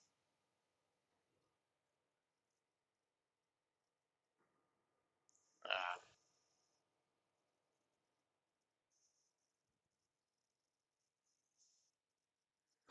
oh, yeah. I've not been there, but I know where it's at. It's in San Bernardino.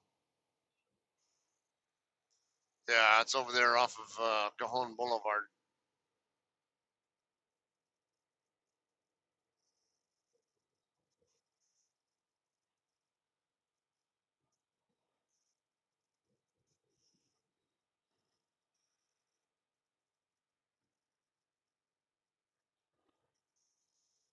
Nice. Yeah, some reason I'm not surprised that you picked up there since you said you're going to Olathe. You're going to Tyson, right?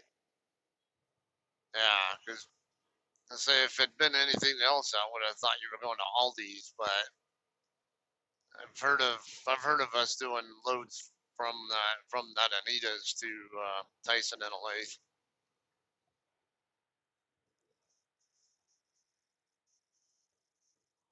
Oh, okay. Yeah.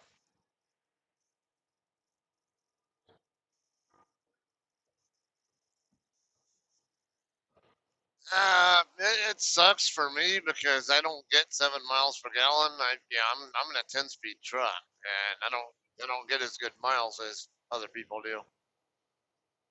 But on the other hand, it's not that big a deal. I mean, yeah, it's a cut and pay, but I mean, I also don't live on a paycheck to paycheck budget most of the time, so doesn't really hurt me, and I can just budget for it.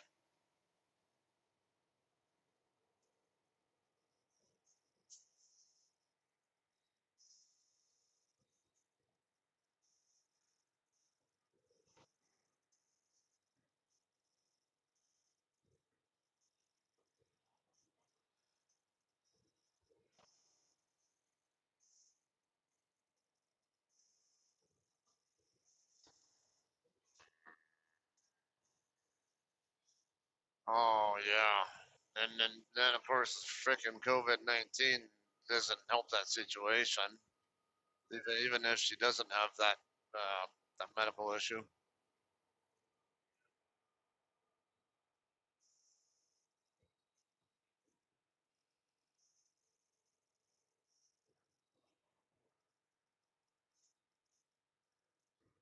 Yeah, the stimulus check.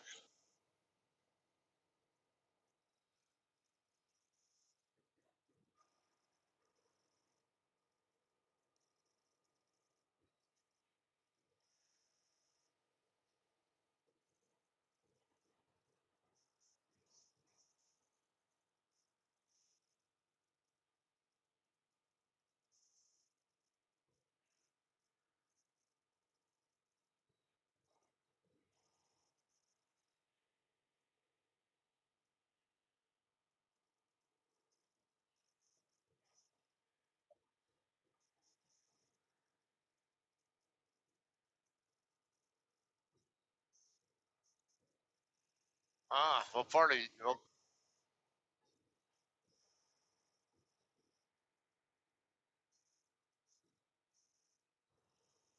Layton. That's funny. I used to deliver to the Sam's Club there, and then my friend, actually, a guy I trained and just recruited at JCT recently is from Layton. Yeah, and then Shay's also from Layton.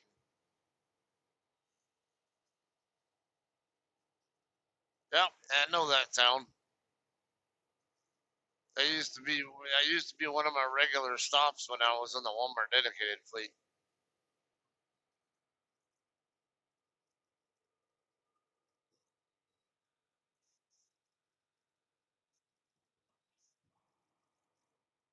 Yeah,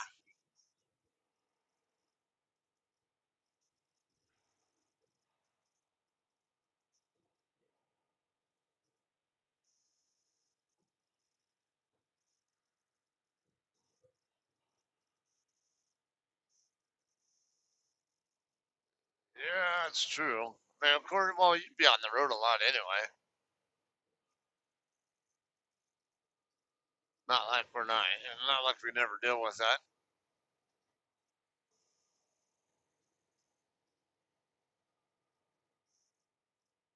Yeah, that area is not the same as it used to be. It used to be, God, if you weren't Mormon, you weren't shit. But it's not quite like that anymore.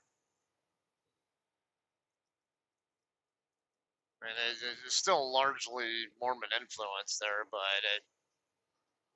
yeah, I don't. It doesn't strike me as being even remotely the same as it was back in the '90s and stuff when I was in college up in Idaho.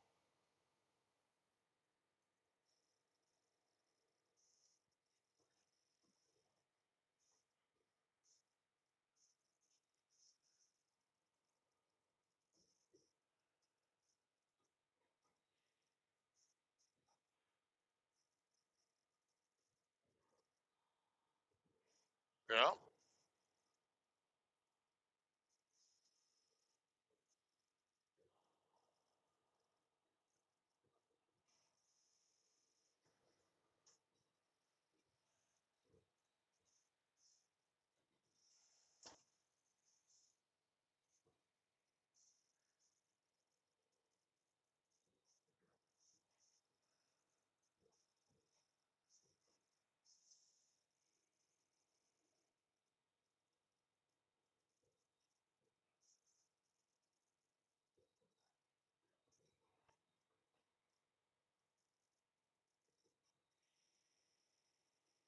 And your dad's over by Colleen or somewhere else? Denton? Oh, okay.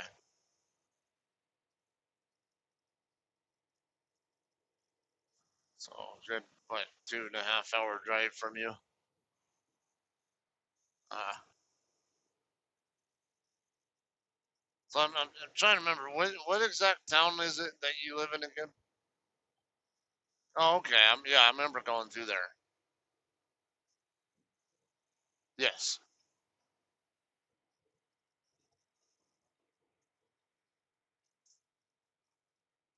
Okay. Yeah, because I clearly remember going through Copper's Cove. It looked like a decent area.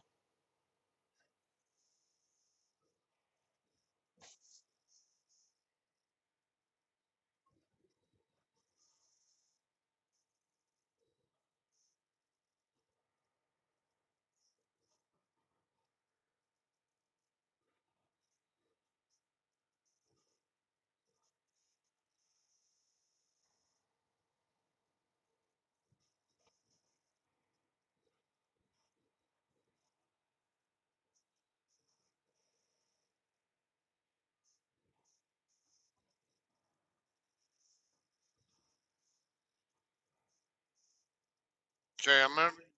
Yeah, because I remember. Oh, go ahead.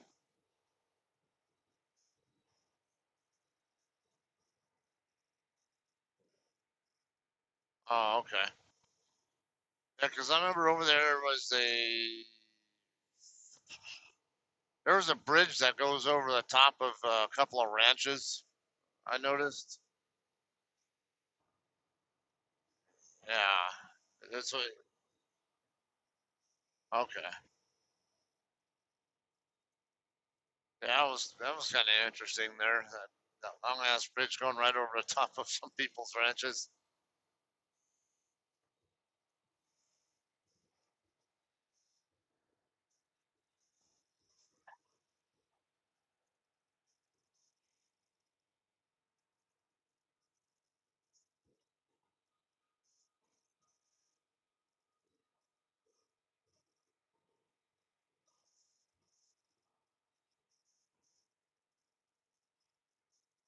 Okay.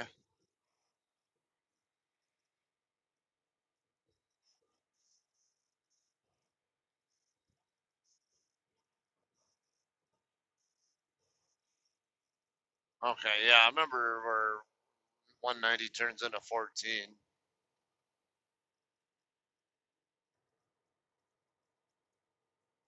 Yeah, that whole area looked like a pretty decent area.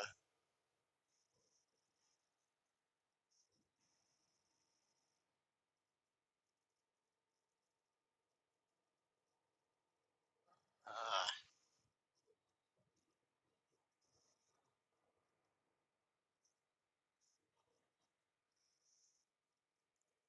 well, then Colleen's not far away. There's a lot there in Colleen.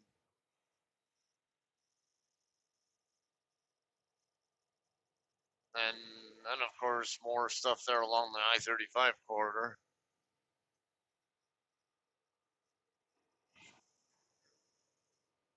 So where are you gonna get to today?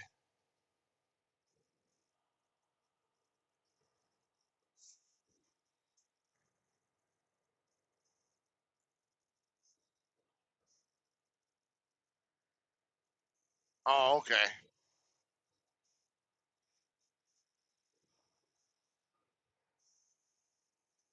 Okay. Yeah, I was thinking about taking my 30-minute break at the Dancing Eagle Travel Plaza.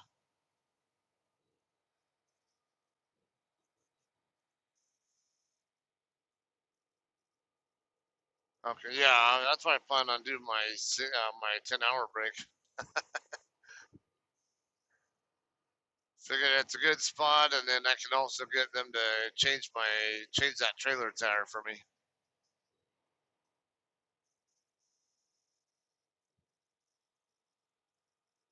Yeah.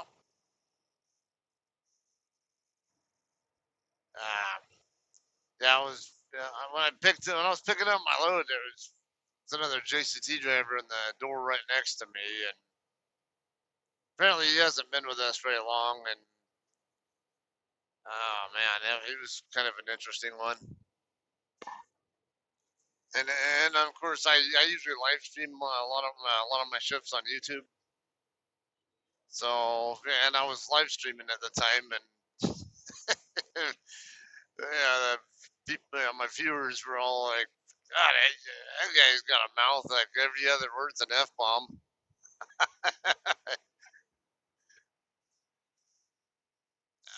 It kind of struck me as a bit of a bullshitter too.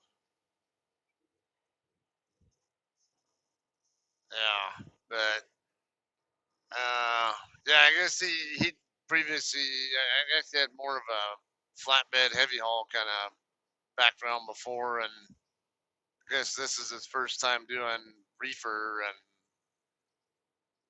apparently he's hating it. It's like too much time in between dropping and pickup, and then he don't, and then he rejects the load and gets an even worse load, and it's like, yep, that's what happens. The computer's designed to make the most effective use of your 70. If you fight it, it's gonna do that to you. It's like, yeah, you can go ahead and reject loads, but it's gonna come at a cost. And he's saying, yeah, he's not getting. Yeah, I think he's barely getting really any miles at all. And talked about how I guess he rejected 3 loads in a row, and I know how Tyler operates. You reject 3 loads in a row, and it's like, okay, your ass is gonna sit. You don't want to take what we have to offer you, then well, you can sit longer. You want to be a pain in the ass, we'll give you a reason to want to leave. I can't say I blame them. Like shit, man. I know it's no forced dispatch, but I say it comes at a cost if you don't want to do what they have to offer you.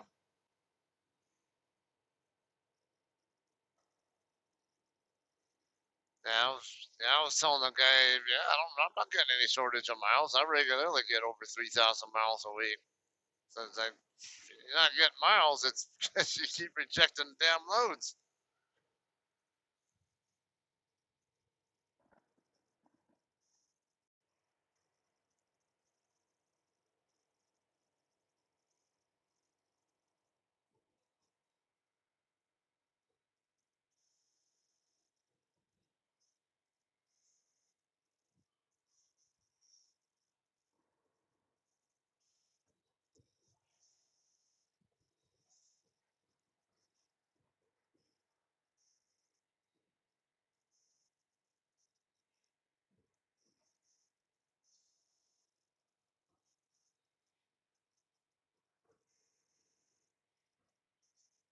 Huh?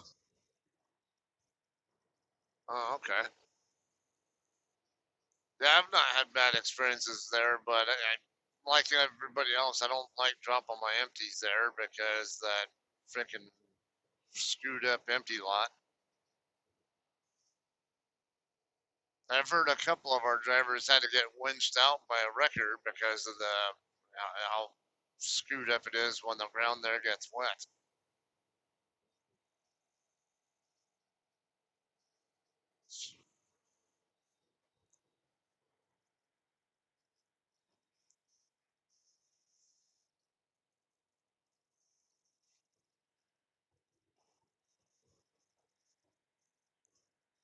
Oh yeah,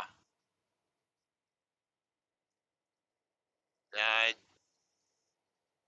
I think I think I've been to the JBS in Tolleson once when it was wet, but yeah, well, I don't think it was as bad as what you deal with at Tyson and Center. And I don't know. Aside from the dropping the empties part, I've not really had bad experiences with that plant because the 2 times I've been there, my loads were ready as soon as I got there, and so I didn't have any problems on top of that. And I didn't have any problems with the guards or anything like that.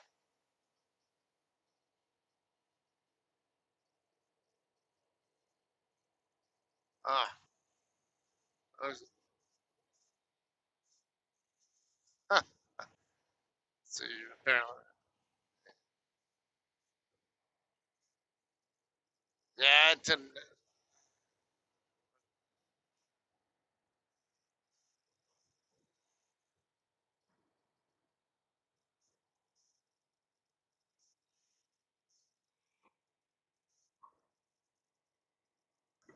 Yeah, they don't tend to care as long as you're not weaving through traffic and stuff,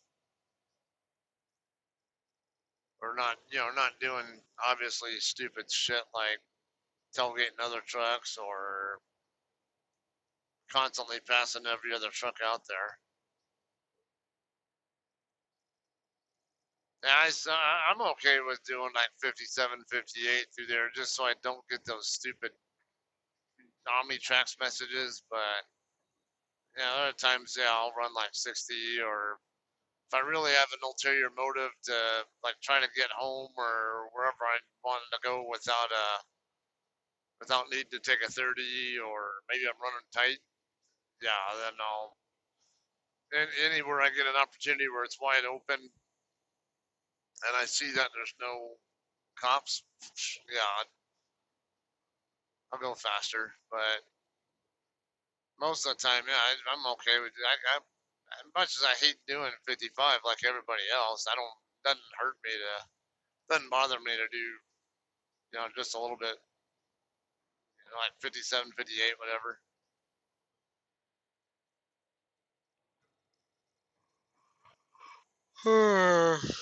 Well, apparently one of the guys watching my stream right now said he found the TV news about that truck fire that got stopped for.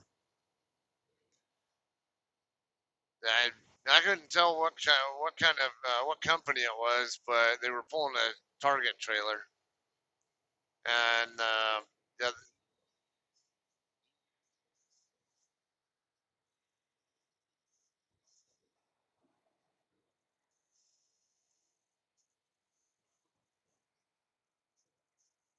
yeah, and Sierra England does Target also, but as far as I know, the only places I've seen them run them is in California.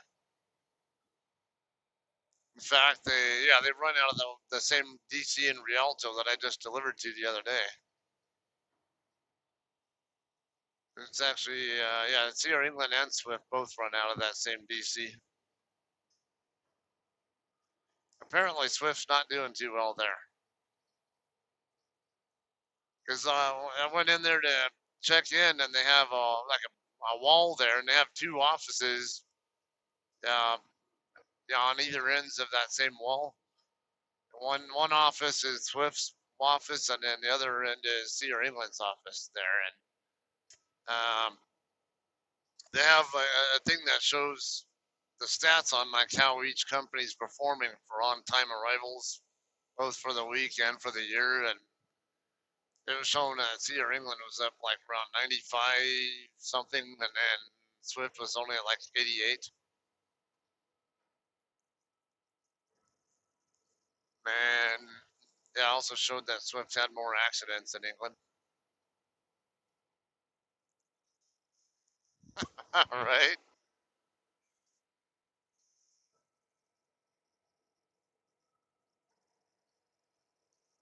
Yeah, of course. And to that point, though, it's how many? It'd be a question of how many loads is Swift pulling out of there versus how many are Sierra England pulling out of there.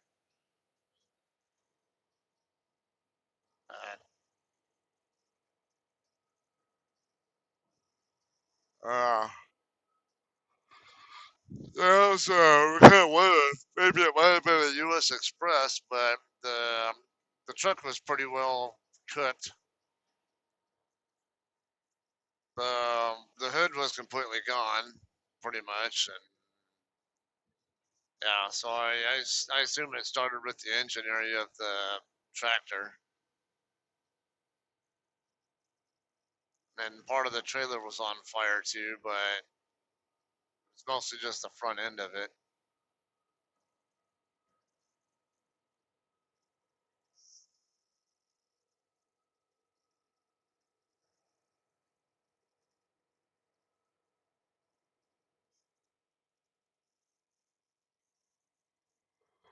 Ugh.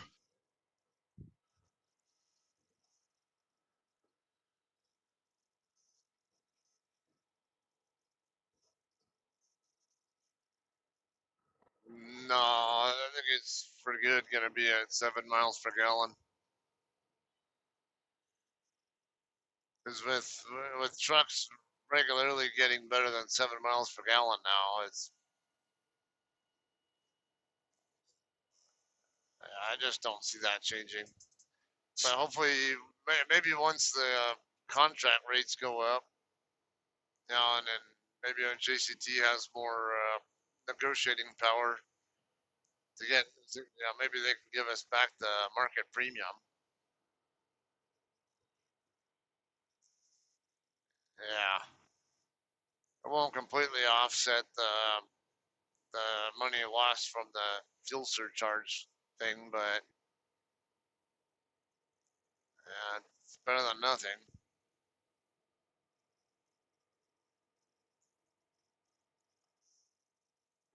Uh,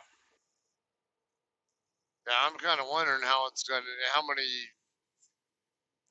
people are gonna quit over that because I can already see on the Facebook group there, it's a bunch of bitching and complaining about that. I knew it was gonna happen because when I found out it was gonna be like a what 8 or so cent per mile drop in FSC. And it's like, people are gonna be shitting a brick when they realize that it's 3,000 mile week. That's a $240 drop in revenues.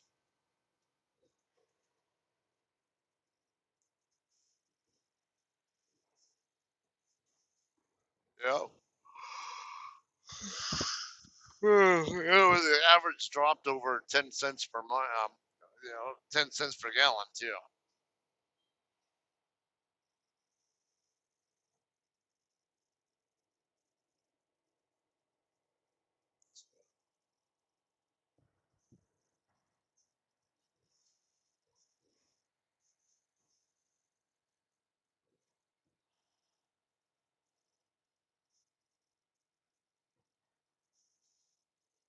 Yeah, I'd love to be able to see prices like that again in my area.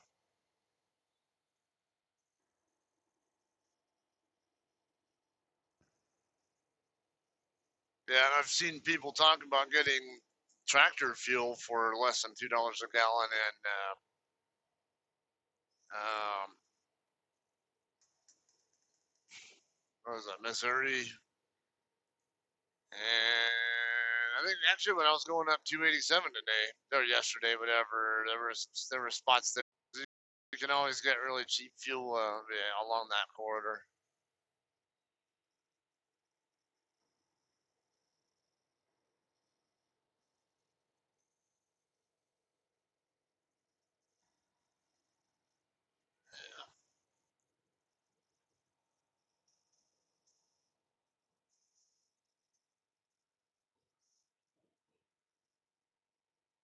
We have a pretty decent number, but not sure. Not sure how dense it is compared to other areas. Like definitely nothing like New York City. Yeah, I don't know you can do much about it there with they're because they're densely populated. It's not as dense as New York City.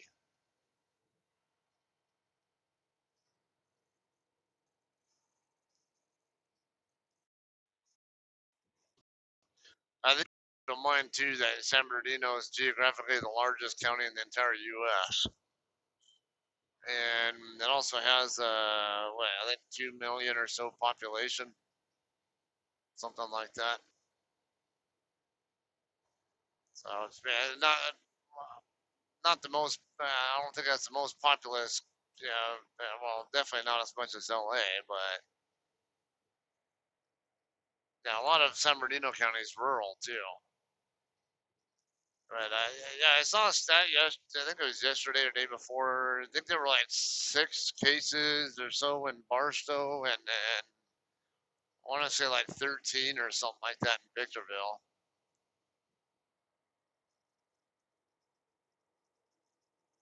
And in one of those Barstow cases, I know one of the people, and he unfortunately just died this weekend from it.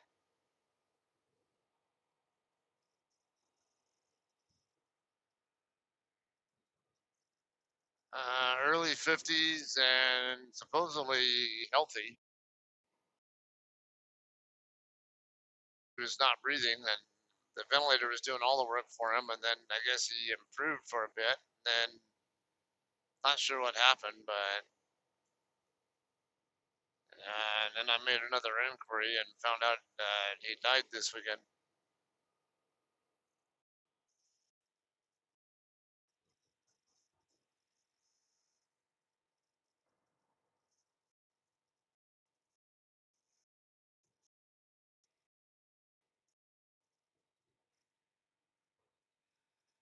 Yeah, I can understand that. Then my whole family's self quarantining. My parents are retired, and they're like paranoid that they're gonna get it. So they're just not gonna leave the house until they absolutely have to. And my wife's been helping keep them stocked up on stuff. And they live in Barstow. Yeah, keeping family supplied like my parents and my sister and her husband and all them were self quarantined for a bit. I don't know if they still are. I gotta ask her, but they were self quarantining because they were actually exposed to the person, either directly or indirectly, who I was just talking about, who died. And she my to the hospital. It's pretty nasty.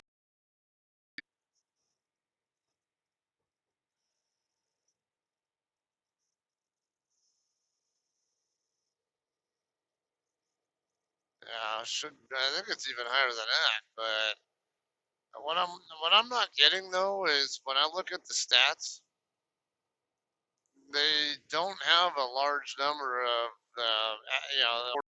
reported cases that are actually flagged as resolved or whatever. Of course, they have so many deaths that's definitely a resolution there in a wrong way. But then there are the ones who've recovered. Now, apparently, only so many of those cases actually are reported.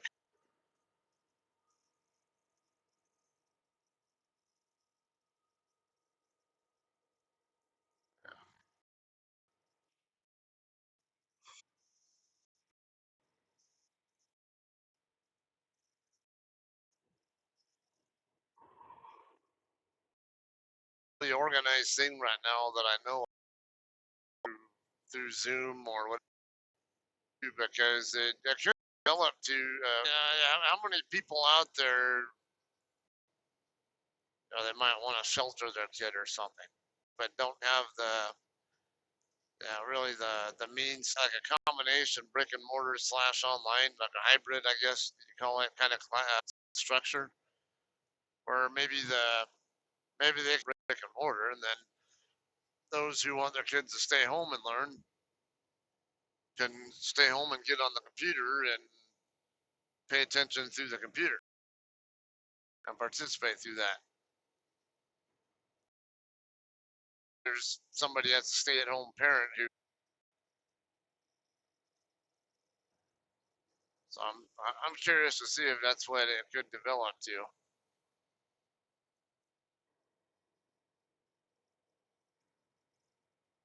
I just got into New Mexico a few miles ago.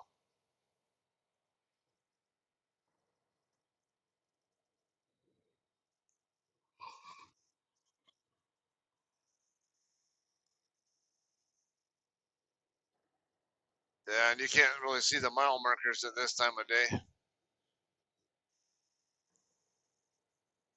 But if you know the exit number you're by, I'd know.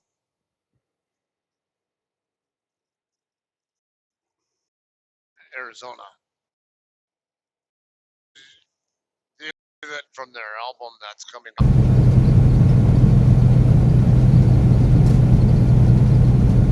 Looks like you guys are buffering too. Looks like I might have just come back now.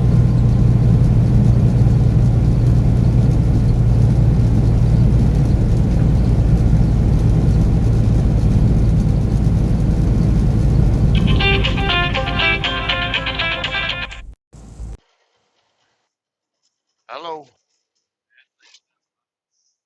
Yeah, it was me. I looked at my, took a look at my display and it showed that I had a bad connection. And it went back to 4G.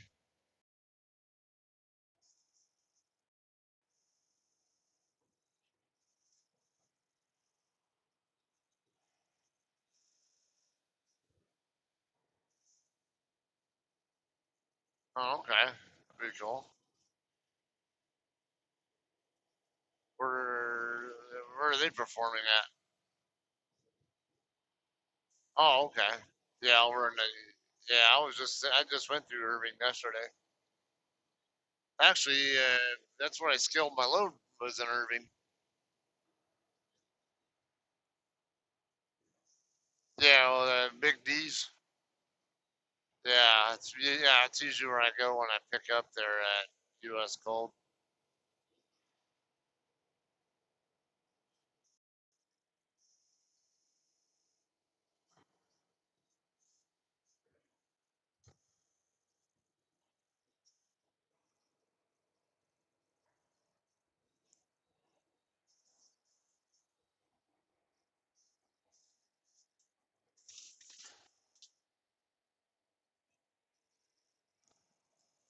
Where about is that at?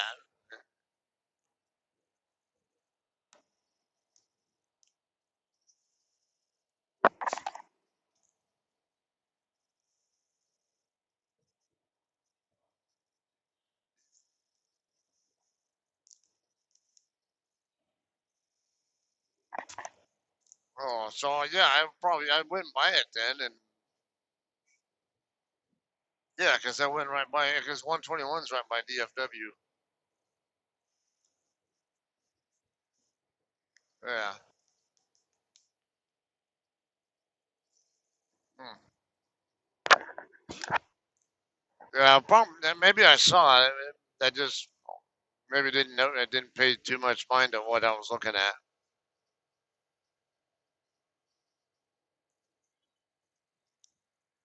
Oh,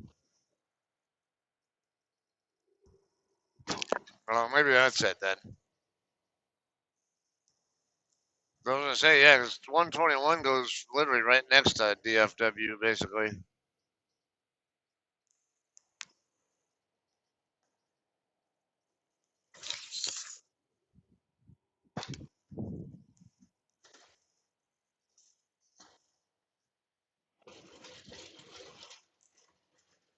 That doesn't surprise me. It's a big airport. I remember it used to be a pain in the ass to get around that airport too. It was my active duty years. I used to go through DFW all the time on the way out to Italy or on the way back, whatever. Ah, it would suck too because it'd get in, arrive at one concourse and have to go to a completely different concourse. And at that point in time, they didn't their tram wasn't as well set up as it is today. So a lot of times you had to actually go walk from your concourse or from the concourse, like let's just say C concourse over to E or something, and you'd have to walk all the way out of the concourse over to the over and then basically we'll make your way over to E concourse and then walk all the way down that one to get to your gate.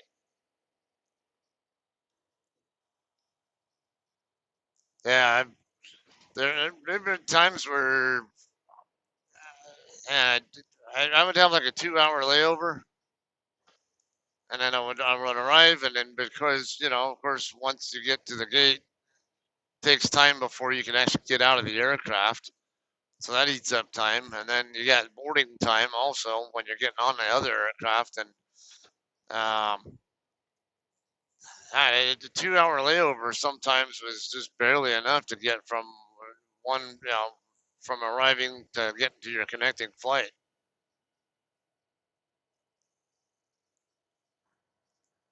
Uh, yeah, it's a lot better now with that tram, especially with the fact that tram runs in both directions.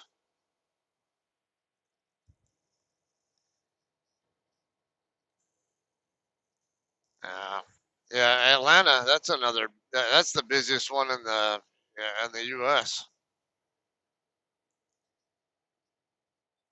Yeah. O'Hare, I think, is second. The Atlanta, or yeah, Hartsfield and Atlanta, O'Hare, JFK, Dallas, Fort Worth, and LAX. Those are I think, the five busiest. I can't remember the exact order, but I know for sure Atlanta's the busiest. Yeah,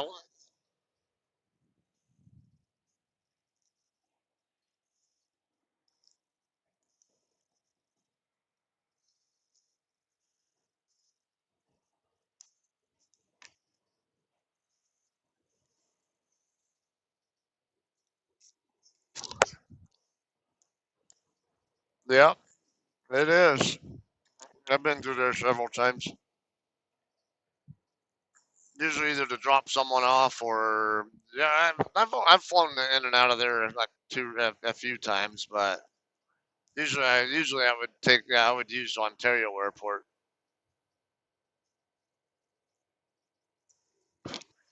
Like I would use LAX instead if I can get a um, yeah, better airfare out of that. Got green lights.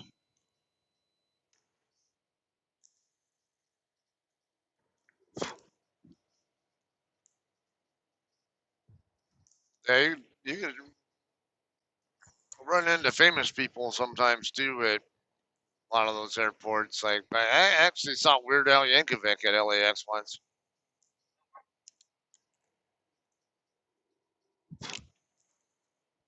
But you never know when you run into somebody anywhere. I had one case where I was flying to Italy, and there was like a whole bunch of us that went that day. I think like a dozen of us, but I was the only one who went through Frankfurt. Everybody else went through other connecting cities. So I'm in Frankfurt, and I had like a 6 hour layover, and I'm like the only person out of my group who even went there. And yeah, it's funny. I didn't hear anybody at all speaking English except for like, when I was at the the bar or whatever. The servers there speak English, but otherwise, yeah, didn't. Yeah, everybody was speaking in foreign languages, whether it was German or other wherever they happen to be from, and then I get in. Then I go back over to my gate area when it's getting close to the time to board. And I see these two guys, and they looked American to me, and sure enough, I hear them talking, and yep, they're speaking American English. And the one looked like he might have been military, but the other one was definitely no ifs, ands, or but about it, not military. Because the other guy was like like heavier looking guy, and had his hair was not even remotely close to being within military specs. So it kind of threw me off because the guy who looked military, I thought, well, yeah, I was gonna go up and talk to them and say, hey, which way you guys heading? Say, 'cause I thought maybe I was gonna ask, hey, you going to Vicenza or somewhere? Or, yeah, I don't know. It could have been Aviano where I was going too, but yeah, and then there's a big army base in Vicenza that I figured might have been possible, but um, they were busy talking the whole time, and I didn't want to, just barge right into their conversation and start chatting with them, whatever. So I just kind of minded my own business, and then for some reason I started to get this idea that the guy looked familiar, the military looking guy, and then we ended up getting on going down to some little shuttle bus that took us to a puddle jumper aircraft that we were flying in, and I was gonna say what's up to them or something in the shuttle bus, but they're still blah, blah, blah, blah, blah. I don't even remember what they were talking about. They're just nonstop chat, chat, chat, chat, chat. So I was like, all right, whatever. I get on the aircraft. I'm in like row 6, and then I think like the first 4 rows or whatever it is were like business class or first class, whatever. And then I noticed they both get into the first class section. And then I'm looking at him a little closer. I'm like, I swear I've seen that guy before. And then it started dawning on me, I could have sworn I seen this guy in a movie. And then yeah, and I was just getting this idea like, man, I could swear he's one of the guys in Saving Private Ryan. So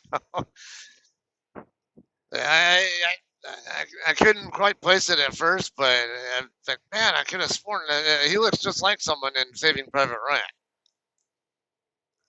And yeah, it wasn't making any sense of it. Like, well, he looks like he's military, and it's common to see people going from Frankfurt to Venice who are going to military bases in Italy. Like, that's why I was there. Um, and then when I finally get over to Aviano, yeah, I get on the internet, start looking up on like IMDb, and start looking at all the characters or the people who were in Saving Private Ryan, and like, that's him. That's freaking him. It was Edward Burns.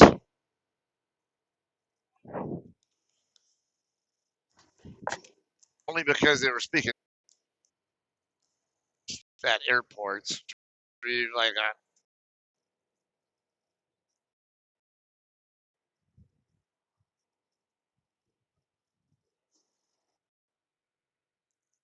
oh, nice. Yeah, he's not unusual to find out that way because he lives in Vegas. Yeah, when I lived in Barstow, I would regularly see people from that industry. Um, Actually, yeah, 'cause when I worked at McDonald's, regularly saw different people who were actors or performers or whatever. Let's see, Alfonso Ribeiro. He would always, yeah, from Fresh Prince of Bel Air. Uh, yeah, Carlton. Yeah. Oh, that's right. Yeah. Yeah, he would always come in every so often with his girlfriend or wife or whoever else she was. Um, he could be a bit of a dickhead, from what other people have told me. I call food. Um, regular customer. And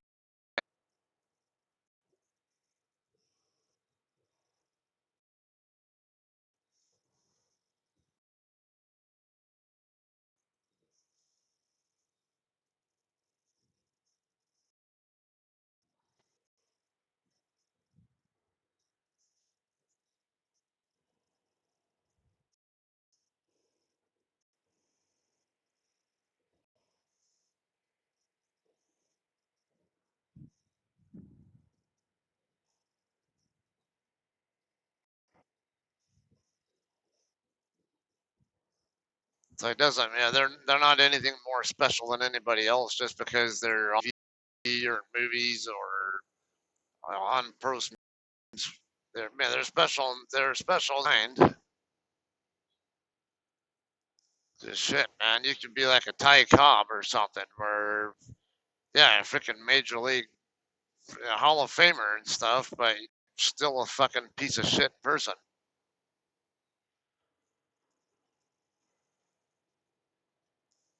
Uh, let's see, Vance, whatever his name is. You know the Police Academy movies, the guy who plays Proctor. Yeah, he came in once with his wife and kids. Yeah, I remembered I was kind of jumping back and forth between American drive-through and helping out up front, and I remembered I was giving some people in the drive-through their food, and he was up at the front ordering ordering food, yeah, from someone else. And the people in the drive-through I was serving, they were, of course, they're looking in and they see him and like, hey, they point at him like, you see that gentleman over there? Like, yeah. Doesn't he look like the guy from the Police Academy movies? I look back over and like, I don't know. He looks similar, I guess, but I wasn't really overly convinced that it was him. And yeah, because I don't know, I was used to him in the movies. His hair's always darker colored, and in person, his hair is more like maybe my color of brown. Not blonde, but not dark either. I don't know, sandy brown or whatever you want to call it. So it threw me off at first, but then after I got through, after the drive-through lane emptied, and I went back up front to help, and I'm looking at him and like, you know what? I think those people might possibly be right. So I start telling everybody behind the counter and in the kitchen area, like, hey, I think the guy from Proctor from Police Academy is here. And yeah, I'm like pointing them out to everybody. So, and later on, his wife comes up and gets animal crackers, whatever. Yeah, I think that's what they are. The cracker cookie things, whatever that McDonald's sells. She got a couple of boxes of those for her kids, and from me. And then while I was serving her, there was one of my coworkers comes up and starts asking her, "Excuse me, miss, is your husband the guy from the Police Academy movies?" And I go, "Yeah, that's him." So, okay, I thought so. And then when I got through eating and we're getting up to go to leave, I remember one of the guys in the kitchen area is like yells, "Proctor!" real loud. He laughed though. He thought it was funny. He was really cool about it. Uh, who else?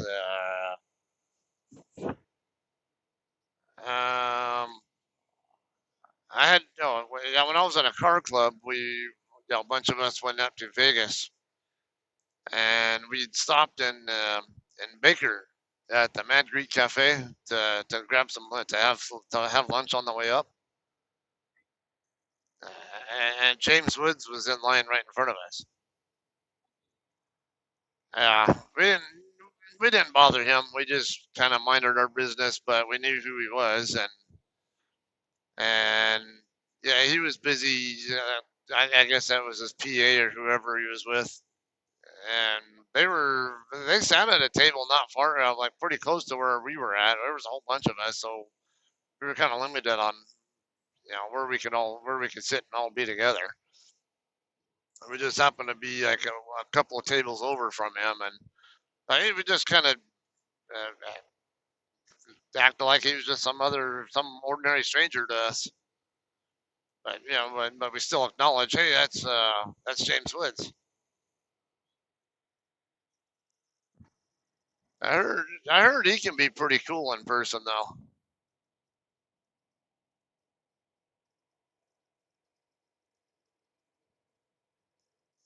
Uh, then Andre Agassi, yeah, yeah, 'cause he lives in Vegas. God, he'd come through Barstow all the time. In fact, a bunch of us would always hang out at down at a in a parking lot off Main Street, and kind of just hang out there, go cruising up and down the road, or go go out in the desert or wherever to go party and drink and whatever. And we'd always see him coming through in his Lamborghini. And then there were people I knew who worked at well, I think it was Burger King or something. I think it might have been Burger King or over there on the east side of Barstow, and yeah, he stopped there all the time.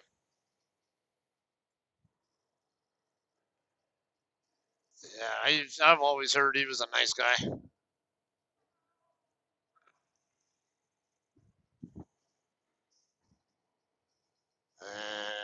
what else?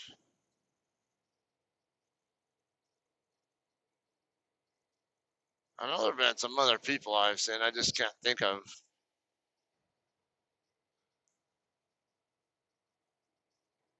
Uh, oh, I went to Speed Zone over over by I guess you call it Commerce or I guess City of Industry, kind of you can call it over off the 60 freeway.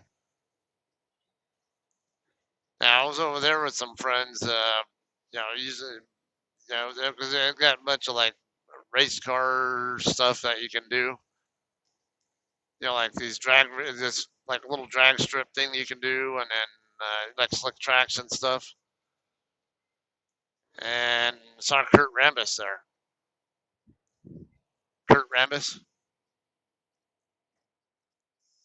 Yeah, he played for the Lakers, and he was one of the Showtime era Lakers players, and then he was also one of their assistant coaches through the 2000s. Yeah, I saw him, and of course nobody knows who he is, and then of course, and then he got my loud mouth. Hey, that's Kurt Rambis telling people, and then I'm just fucking staring at him. And he walks by me and like kind of just, hey, yeah, says, just quick little, how you doing? Kind of like kind of nervous, like, okay, this guy's creeping me out.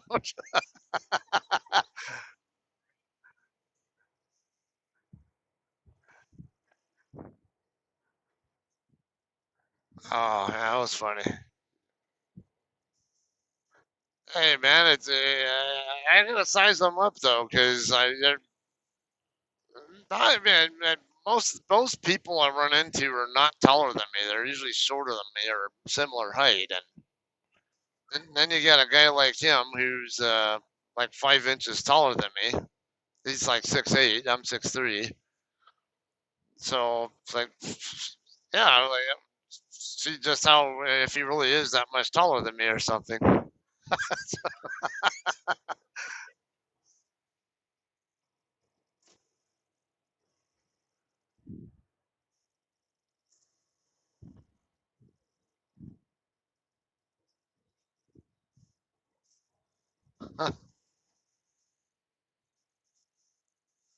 And untaken.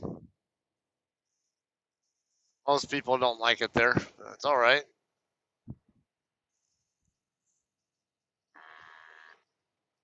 Uh,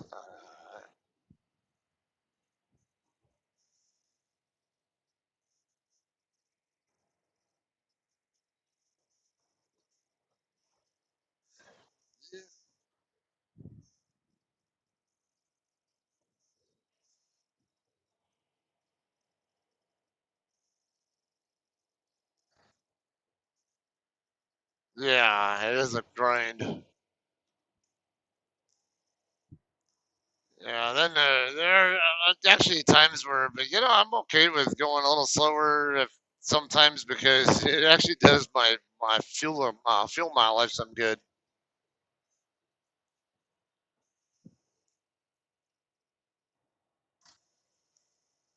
Uh, I still hate it though. Yeah, I love the place because it's it's home to me, and there's so much you can do with your time off there. But in other respects, yeah, I hate it just as much as other people do. Like the traffic and the politics just drive me are it's just ridiculous. The politics part though, I just try to ignore it. Just fuck it, just stupid people trying to come up with stupid rules that I just not gonna really change. I'm gonna just do what I got to do to be happy, regardless.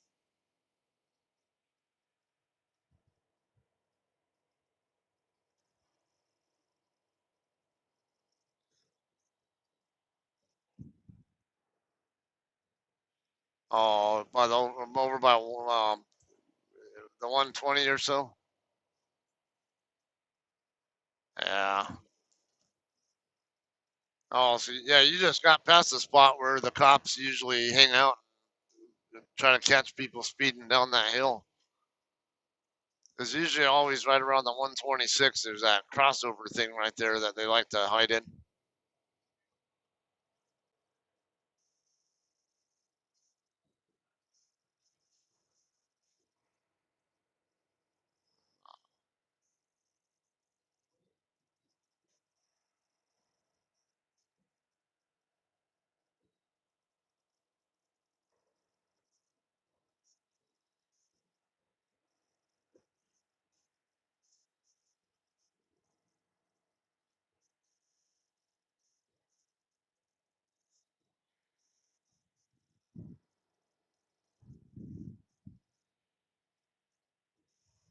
Oh, that sucks.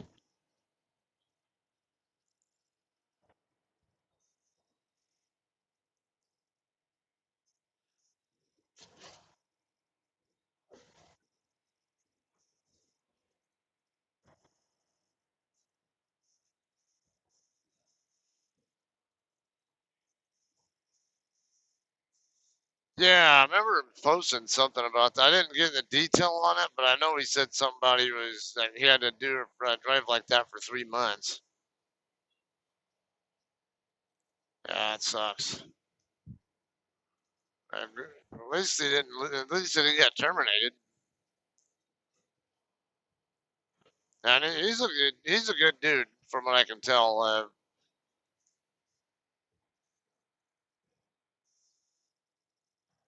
See,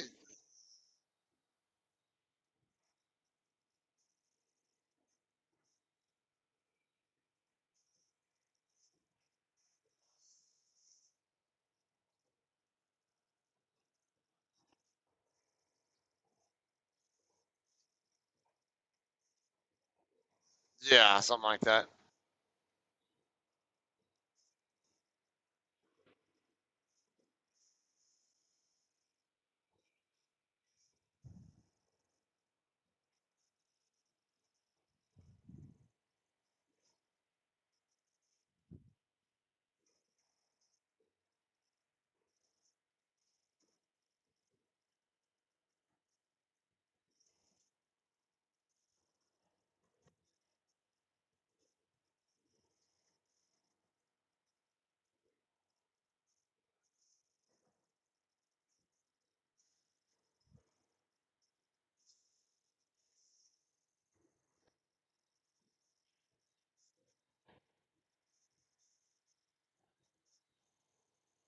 Oh, okay.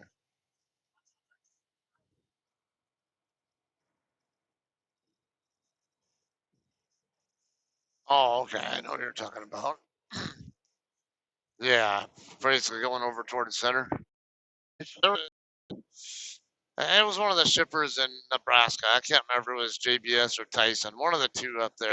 They were not doing their job. They were just sitting around doing nothing and not loading them or some shit. Yeah, so I kind of called him on it. I tried to do it as professional way as I could, but it's also, you know, how he can sometimes be a little bit long-winded, and so I try to explain that you don't know what's really going on there. Like maybe they're waiting on the freight to come in that they need, or maybe they have the stuff staged or whatever, but you gotta wait on a USDA inspector or something. Or you never know. It's or maybe they're short on manpower or something. Or they get to have 15-minute and 30-minute breaks too. What if the time you're seeing them they're just on their mandatory break time? They never know. So I just yeah, that's really all I really was getting at about it. And then next thing I know, he blocked me because of that comment. And he had me blocked for a while, but then yeah, now later on, I don't know. Maybe it's because maybe he might have seen or heard through Don that I was like really helpful in the group or something. And maybe he saw that hey, this is who I actually am. I'm not a what the hell was that? There was a dead animal right next to the lane. I almost ran it over. I couldn't tell if it was a coyote or a small deer. But yeah, I'm taking a wild guess that maybe he saw some of this stuff through Dawn's account or something, or heard about me through her account and decided maybe, hey, this guy's maybe not so bad after all. And I've heard stories of, damn it, about him, how he's actually a really good dude. Because I talk to Andy Higgins every so often, and he would regularly tell me, oh, Jason's a really good guy, and and haven't seen, yeah, after he unblocked me and seeing more of the way he is in the group, I can tell he really is. Yeah, he's always really helpful, and he's one of those like really knowledgeable guys too. Where there are guys out there who I have disagreements with, or they might be knowledgeable, but I just disagree with on something, or others who act like they know what they're talking about, but they really they don't know what the fuck they're talking about, even if they're experienced. And he's one of those guys where I can tell he knows things the right way kind of guy.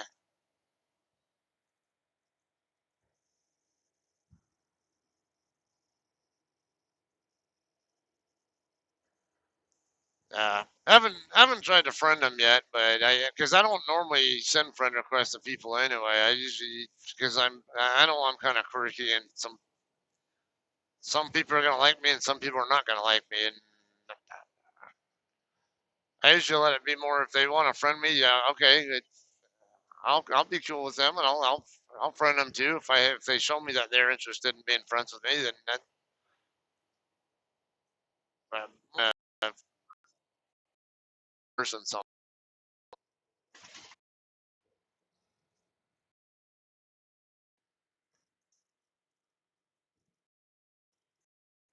yeah, I was thinking the same thing. I sometimes stop there, and Bray stops there too.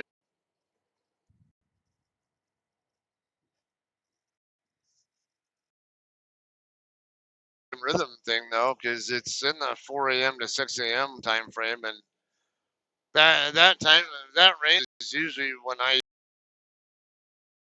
time frame. Those are the two times a day, right?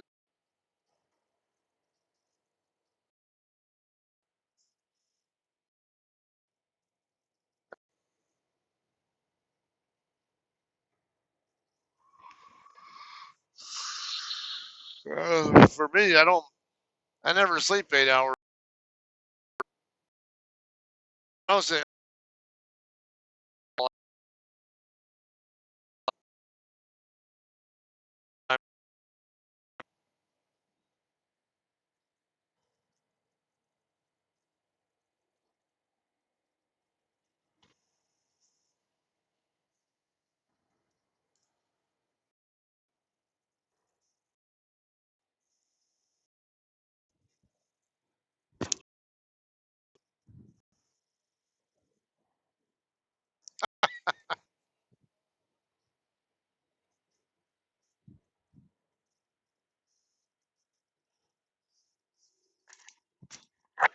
yeah. All right, man.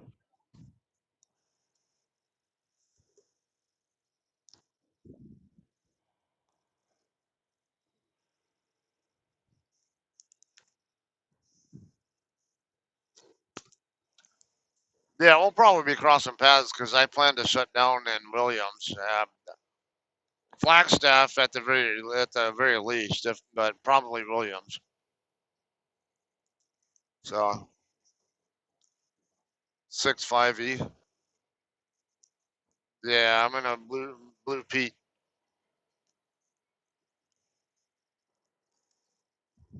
3800A.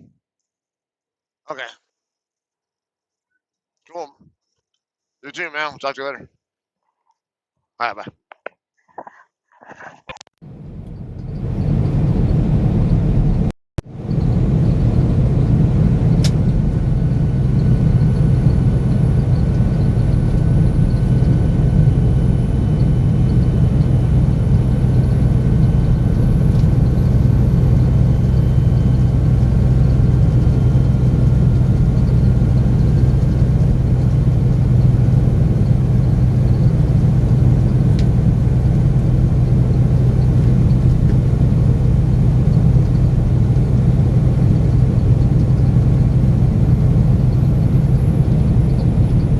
Currently between Tucumcari and Santa Rosa, New Mexico. You haven't been keeping up at all.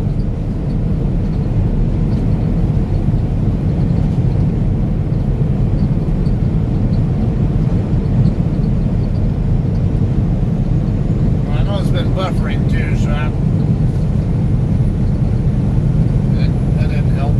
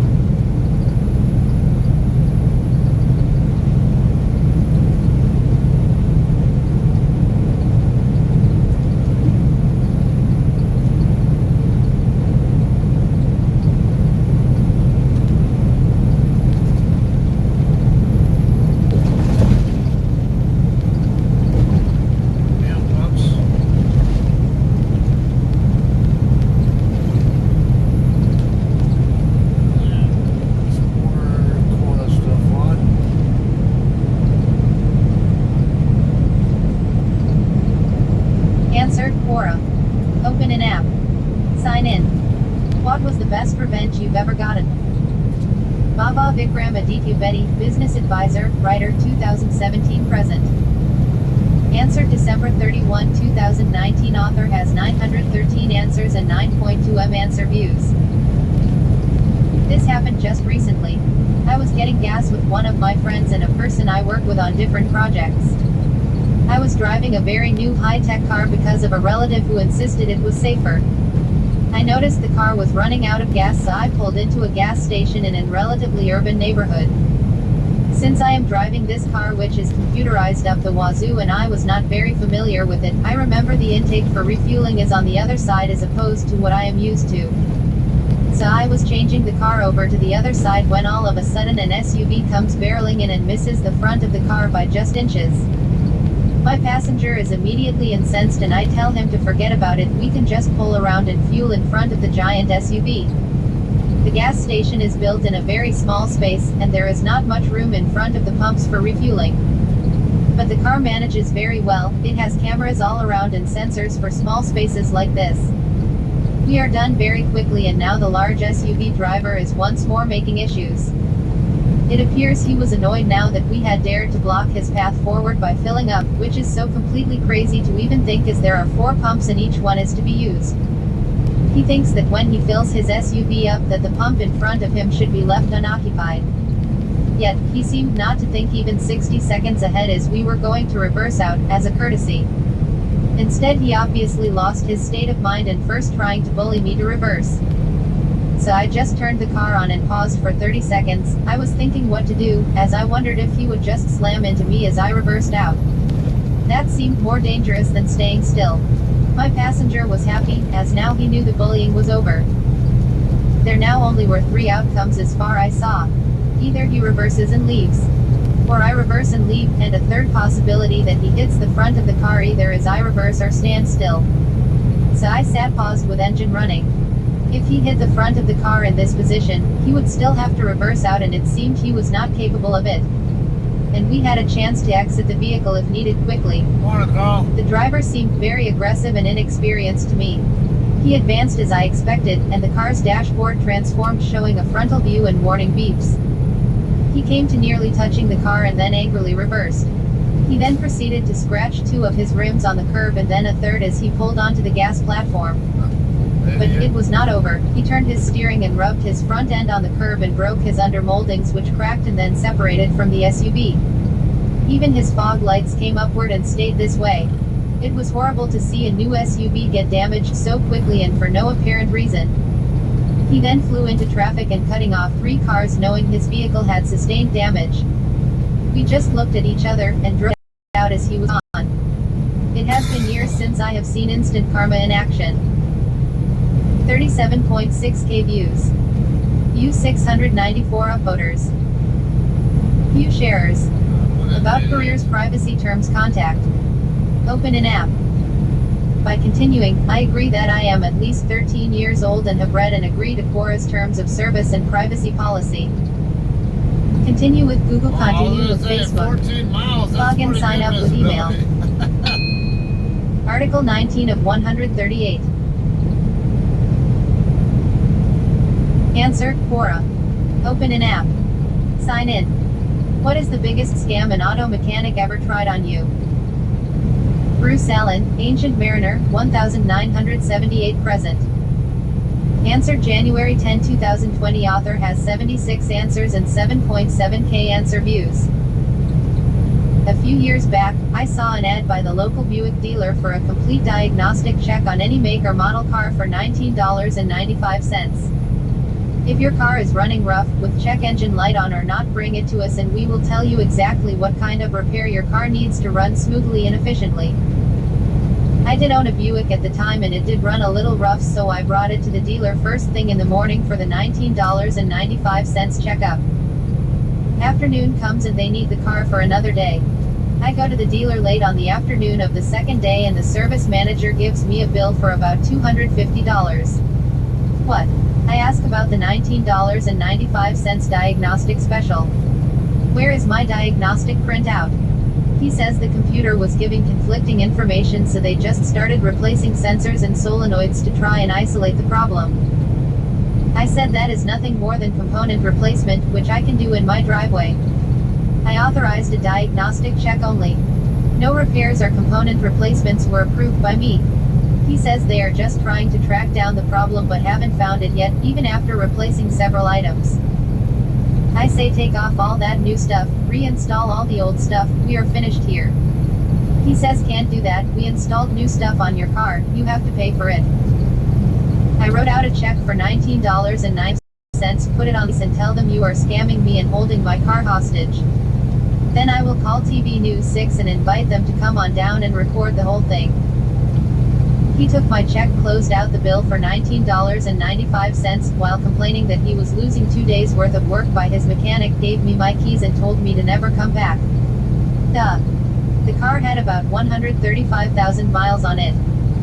We went back to basics, did some old-fashioned mechanic detective work on the engine and discovered that the timing chain was way too loose and needed to be replaced. Car ran great. If you notice help wanted ads for auto repair shops, they are looking for auto technicians, not auto mechanics. There is a difference. 4.4k views. Yeah. View 104 upvoters. Answer requested by Michelle Sokol. About careers, privacy terms, contact. Open an app. Article 20 of 138. Answer, Quora. Open an app. Sign in. How many false convictions are there yearly in the US, and what are the major causes of the wrongful convictions? Michael Santucci, former project manager, owner 2010-2016. Answer January 9, 2020. Author has 444 answers and 176.3k answer views. Best guess would be at least 65%. As little as 3% of all criminal cases actually go to trial. Because the injustice system has created a monster and a cage around the monster.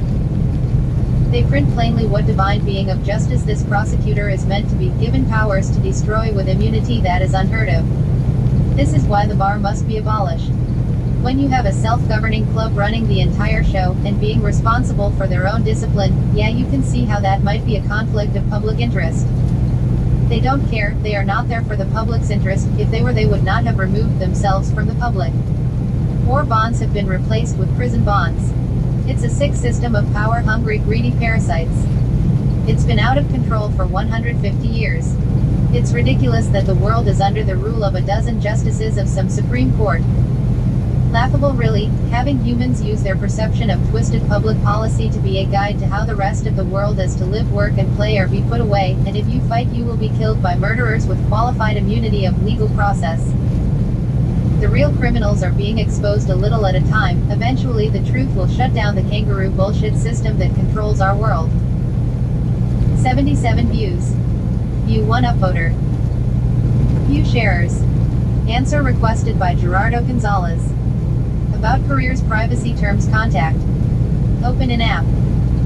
By continuing, I agree that I am at least 13 years old and have read and agree to Quora's terms of service and privacy policy. Continue with Google, continue with Facebook. Log in, sign up with email. Deer over there in the ditch. Article 21 of 138. Well, that might have been a buck. Answer, Quora. Open an app. Sign in. Have you ever been the first on the scene of a road traffic accident? James Yes. Potter, Quality and Metrology Leader 2017 present. Answer January 10, 2020. Author has 615 answers and 160.3k answer views. I was driving my old Volvo FL4 7.5T horsebox up a fairly steep country road and I was impeding a very important person who passed me at the first opportunity. At the apex of the next hill is a blind crossroads. When I got there his car had T-boned another car. Both drivers were being out, so were uninjured. It was an unsafe place to stop, plus I had my horse in the back, so I carefully steered around the cars and kept going. 16 views. About careers, privacy terms, contact. Open an app. Article 22 of 138. Answer, Quora. Open an app. Sign in. Stop! What is the craziest thing you've ever... Can't you get a fucking hit?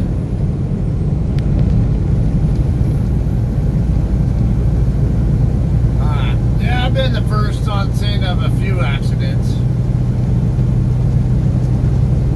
Let's see, had one when I was a kid. Actually, there were a couple of accidents I remember actually watching happen when I was a newspaper delivery boy. Used to ride my bike and deliver papers along the route. I used to always stop at a Mexican restaurant to eat while I was on the route. And twice I saw accidents right there in front of the place. Can't remember I don't remember the details on the first one. I remember it was a guy driving a pickup though, and I remember he banged up one of his knees or something.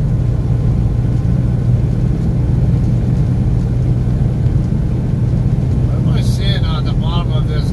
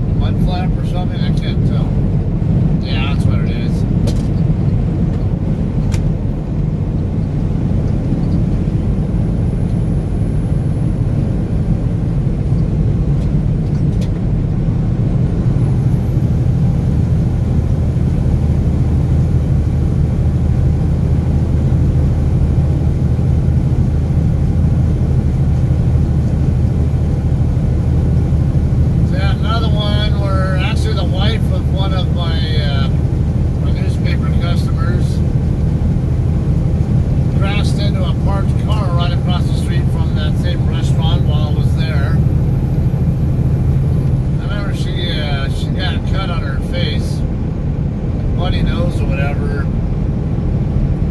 I remember why I actually saw it happen. Then I ended up after the police and medics showed up, I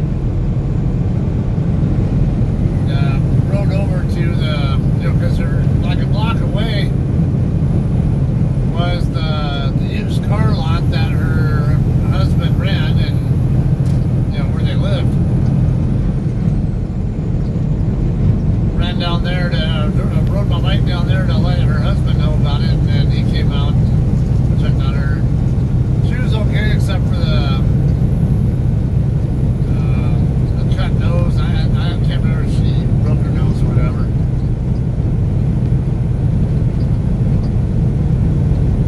Then there was another one in Colton.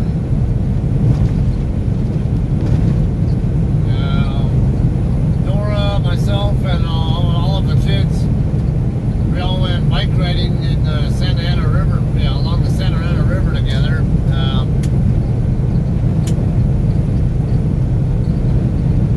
We're getting over there. We had two vehicles. I had my Tacoma and the Nissan Armada we had. I took it off first, and actually, while I was sitting there talking to her, before I was going to get in the pickup and leave, I heard the cars skidding. They were on Lacadena Avenue, and then heard them bunch into each other. So I get up there and check on them, and there was basically a family of 4 in one car, and then a guy by himself in the other car. I get up there, and what happened was the family of 4, basically it was the boyfriend. He went to make a left turn to go down under some railroad tracks, and basically, they were on the way to where they lived in Grand Terrace. He made a left turn in front of the guy. He was going the other way though, and got T-boned.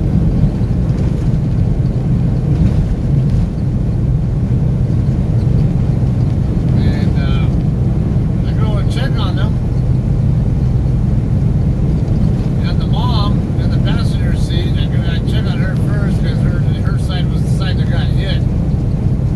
Asked her if she was okay. She's like, I'm okay, but I can't move and I can't get out. And I said, I don't know about my dog.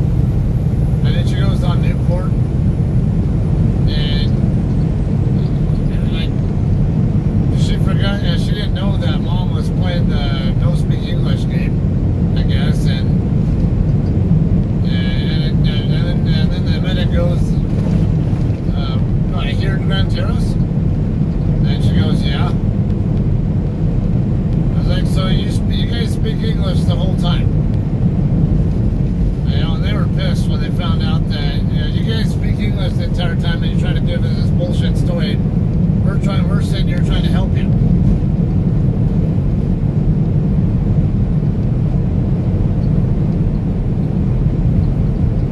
And then the piece of shit husband, or actually boyfriend, who was driving the car, first, you know, they were all still in the car at first, and I asked them, you know, hey, how's everybody doing? Everybody, you know, kind of problems you guys will have. Then I go check on the guy in the other car, and he was dazed, but I kind of gave him like a thumb up signal to ask if he was okay, and he gave me one back, and like, you know, he's okay. He never got out of his car until his girlfriend showed up, and then his girlfriend took him to the hospital. But while I was sitting there checking on him, the guy in the other car gets out of his car and starts. I thought he was starting to walk toward the guy in the other car to see how he was doing or whatever. Think nothing of it. And then, you know, I'm distracted with dealing with the kids in the car that this guy just got out of. Next thing I know, I take a look right after I got the little girl out of the car, you know, holding her. I see the guy way down there at the bottom of the little road thing and as soon as he gets down there, he takes off running underneath the railroad tracks. And I was like, that motherfucker! If I didn't have this little girl in my hands, I would have chased after him and beat the shit out of him. It's like, you freaking piece of shit! You cause an accident like this and get people hurt. You better freaking man up and take it. Except that you screwed up.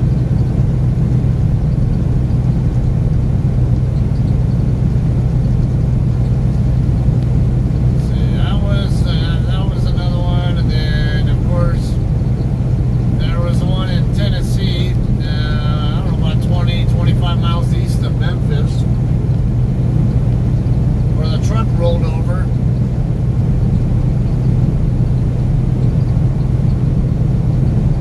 Check on him, and he was fine, but yeah, that was clearly a case of he probably fell asleep behind the wheel and went off the road. He tried to claim that some black car cut him off, but it's like, yeah, well, I got dash cam footage here I can show the cops, and yeah, maybe I'll show you too, and if maybe you can see the car that supposedly caused it. Yeah, even though I knew he probably just fell asleep. It's like, why the hell would you even swerve or whatever to avoid a car that's driving erratically, trying to supposedly cut you off when there's hardly any traffic even out here? That's a common sign of somebody who's in trucker speak seeing the black dog. There are a few different things that are commonly visualized by a person who's falling asleep behind the wheel. Seeing a black dog going across the road is one of them. Another one is seeing a woman and a child running across the road. And another one is saying that a dark-colored car cut them off.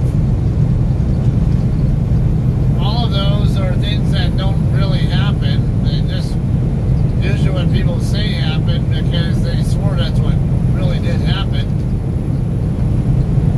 But in reality, it was they were about to fall asleep, or they did fall asleep, and their body woke them up when they realized that, you know, it basically showed them, made that visual thing happen, and it freaked them out, and they jerked, they swerved to it.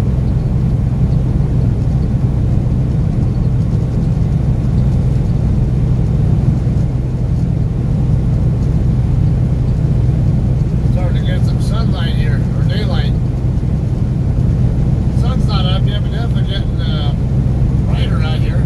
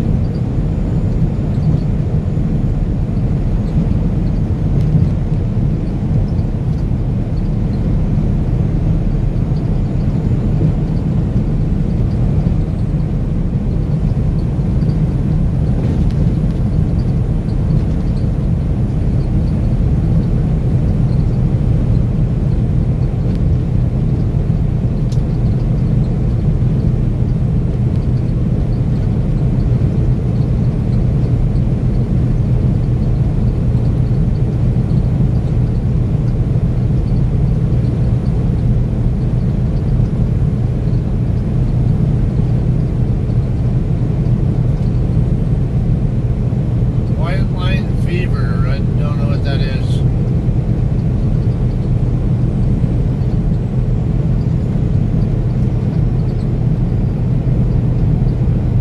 Yeah, it's interesting how your mind can make you hallucinate things, or or dream things, whatever, like that, and you really do think it's happening.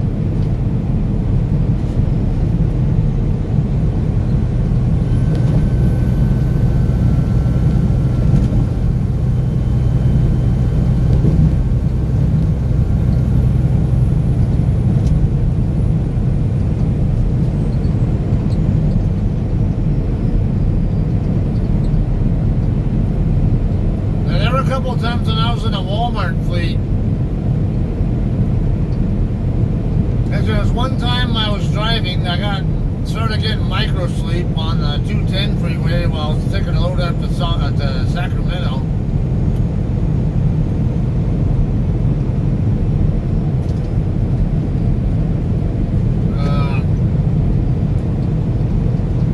That's an experience I never want to have again.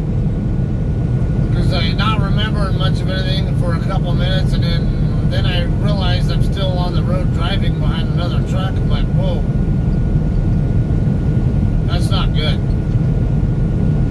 I hope to never have that experience ever again. That was one time, and the only time I ever had it happen. Then there are a couple of times too where, because I usually would go in the back and sleep whenever I had time to. I would just climb up in the top bunk, because I usually have a trainee in the back. Climb up in the bunk and get some rest for a couple hours, and then get moving again. But there were a couple of times where, and there were both times I was going up to Sacramento. I didn't have enough time to take a couple hour nap. So I would stop at a rest area.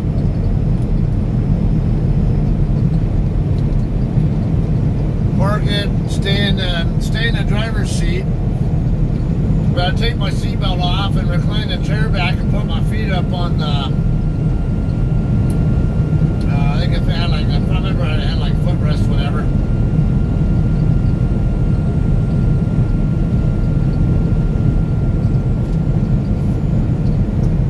Yeah, then I'd set my alarm for about half an hour later. And I'd do that, and then I'd wake up, while I was sleeping, I would have this dream like I was getting ready to go off the road. Or crash into something, whatever, and then I would just suddenly wake up and grab the steering wheel and put my foot on the brake pedal. Instinctively, whatever, and then I quickly realize, the hell, I'm not even. Oh, that's right, I'm not even moving. I'm parked, but my body thought I was moving.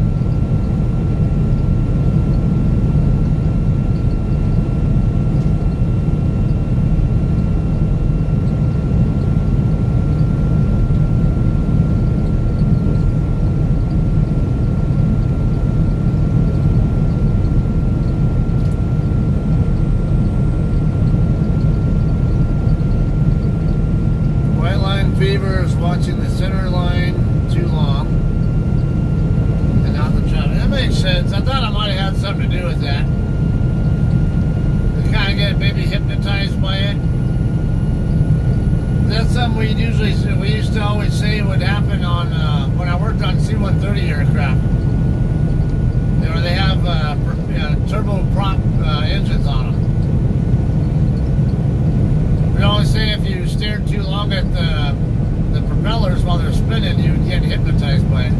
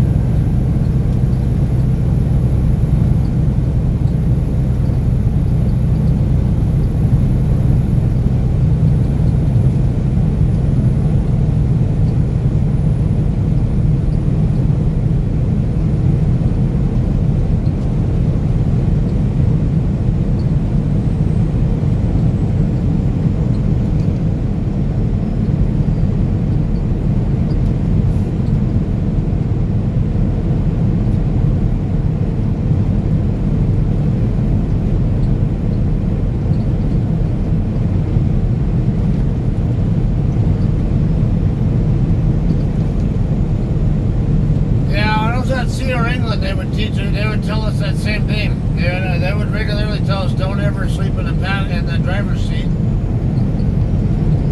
Because your body will get used to it, thinking it's okay to fall asleep there, and you'll be more likely to fall asleep behind the wheel when you're actually driving it.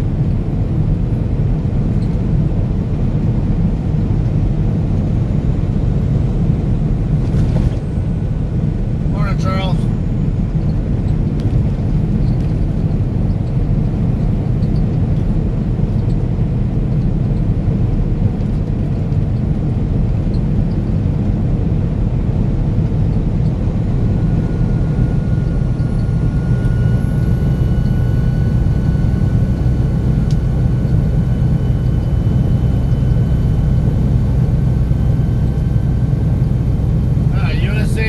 Southbound exit right here in Santa Rosa, where all the truck stops are.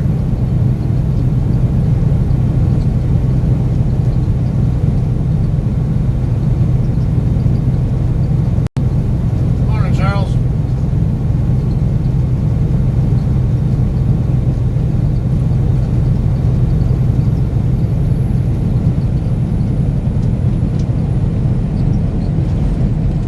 Beautiful sunrise in my rear view mirror.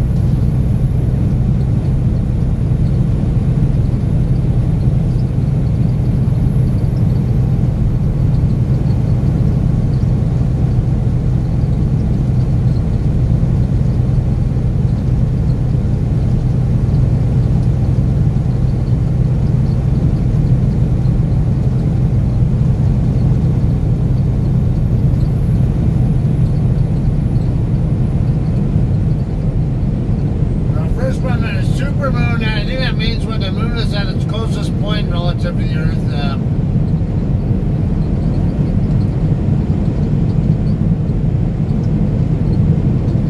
Yeah, because it gets closer and gets further at times. And if I'm not mistaken, supermoon means it's when it's as close as it's going to get to the Earth before it starts going back the other direction.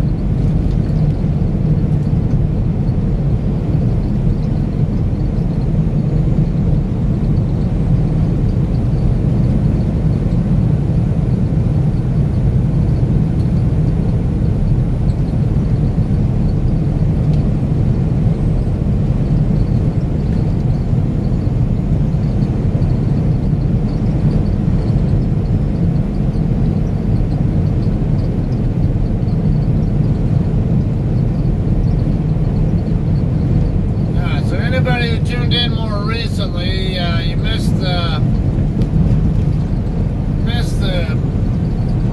I guess I don't know what you call it, drama or whatever, early in the shift. It started at the Flying J in Amarillo. I only made it about 20 miles. A little over 20 miles before I came to a dead stop because of a truck fire.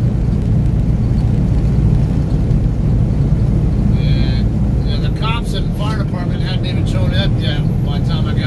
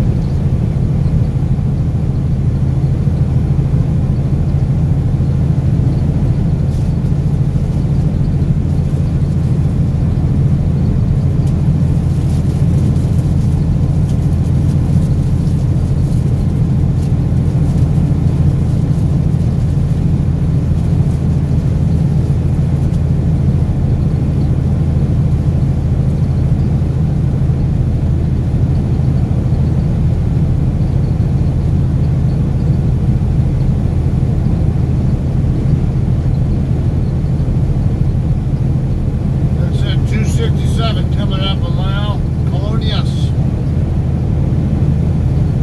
I'm westbound on I-40 in New Mexico, by the way. If you haven't already figured it out.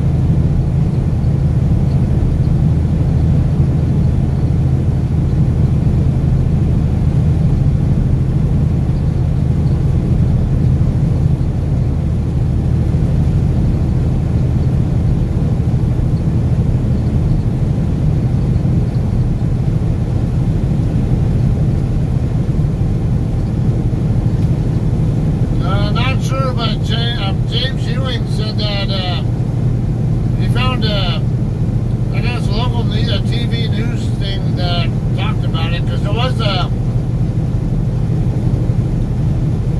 was a news reporter over on the eastbound service road getting footage of it over there.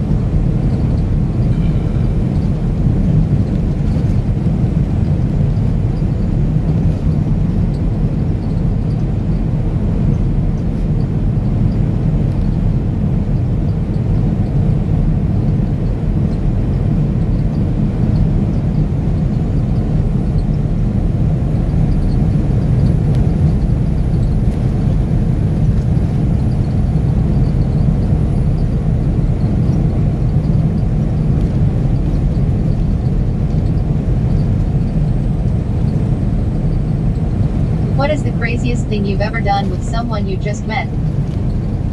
Marta Patricia, founder at Plan Angel 2008 present.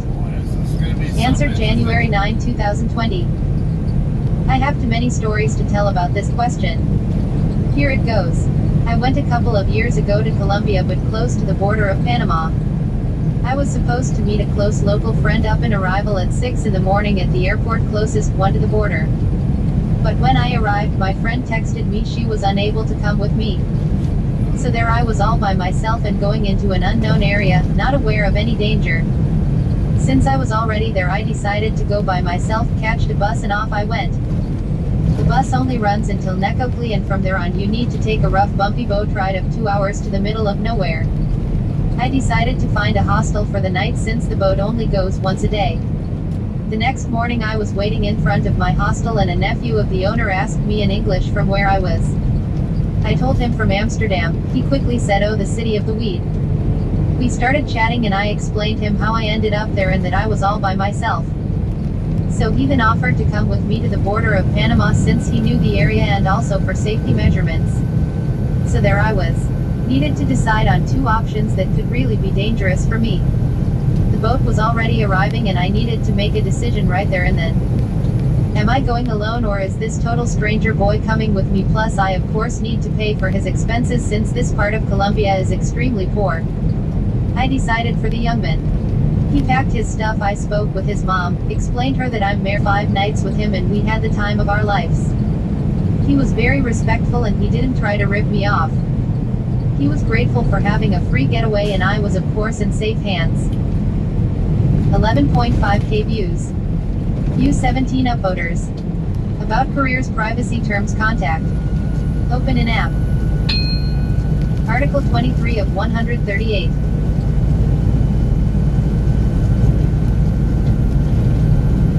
Answer, Quora. Open an app. Sign in. Have you ever been the first on the scene of a road traffic accident? Paul Watson, Technical Support 2016 present. Answer January 10, 2020. Author has 198 answers and 122.4k answer views. Yes, twice. The first time I was 19, coming home from a nightclub and I heard a crash. I ran over and a car had smashed into the pavement and flipped over. I was able to calm the occupant down. I made the next person who came looking run to the police station that was nearby and I made sure no one came close to the car as fuel was pooling all around. I never moved the person in the car and kept them still and calm until ambulance arrived. I was first on a heart attack and started doing CPR. 20 min later I felt a change. There was no one in the body. He had died. I carried on doing CPR, mouth to mouth for 10 min, then burst into tears and left. 35 views. About careers, privacy terms, contact. Open an app. Article 24 of 138. Answer, Quora. Open an app. Sign in. Have you ever been the first on the scene of a road traffic accident?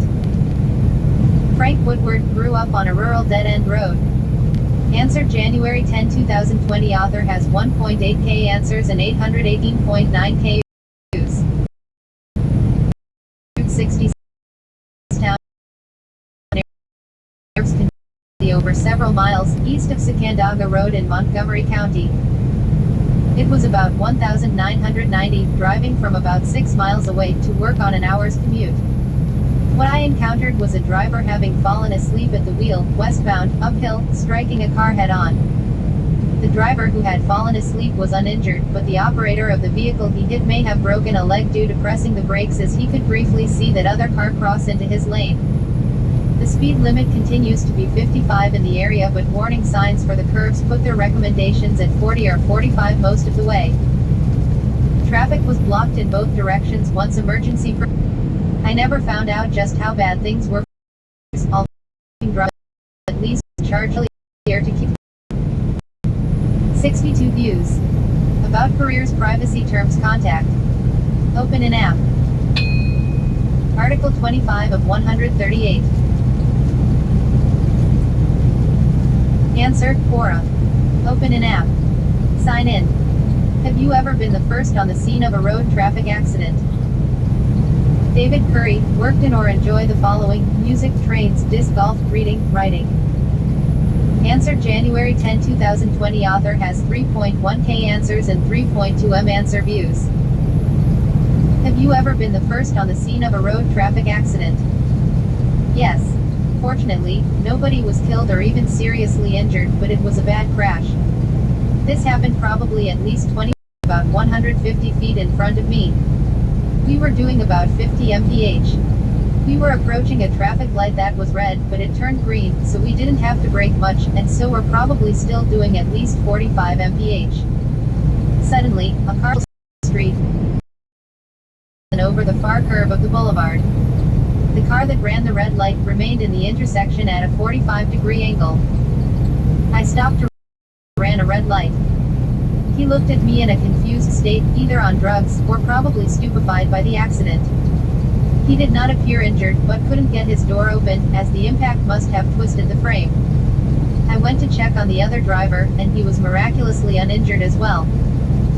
The police arrived quickly, and I hung around to give a statement to them, and then drove home to the apartment I was living in at the time, about 2 miles away. 37 views. View 1 upvoter. About careers, privacy terms, contact. Open an app. Article 26 of 138. Normal person be a great leader. 26.6k answer views. 20 qualities that will help a normal person become a great leader. Courage. People are drawn to heroes but repulsed by cowards. When we look at brave people, we see something inside of them that we desire. Courage expands one's potential. When it shrinks, so does the prospect of achieving success. Fear is limiting, therefore, leaders must be fearless when pursuing their limitless ambitions. Had Alexander the Great not been valiant, he wouldn't have conquered the Persian army of 200,000 soldiers with just 35,000 men. Go to hell and back. A great example of someone with integrity is Jesus. His disciples were willing to die for him even long after he had died because of the faith they had in the integrity of his promises. Passion. When you love what you do and do what you love, it shows in the quality of your work. It is difficult, if not impossible, for one to excel at that which he does not enjoy. Love is the most powerful force in the universe, so powerful that philosophers, both ancient and contemporary, opine, God is love, and love is God. Therefore, when a leader loves what he does and is what he loves, he can expect transcendent success. Michelangelo's passion for sculpting is what made him the leader in his field. He was so passionate about his work that he continued to work on the Sistine Chapel, even after it impaired his sight and badly injured his neck. Creativity. It is impossible to create anything new without original thoughts, so when a business or organization is coming, ingenuity also enables them to do much with little, as well as to solve problems quickly. Steve Jobs is one leader who was known to display exceptional creative thinking.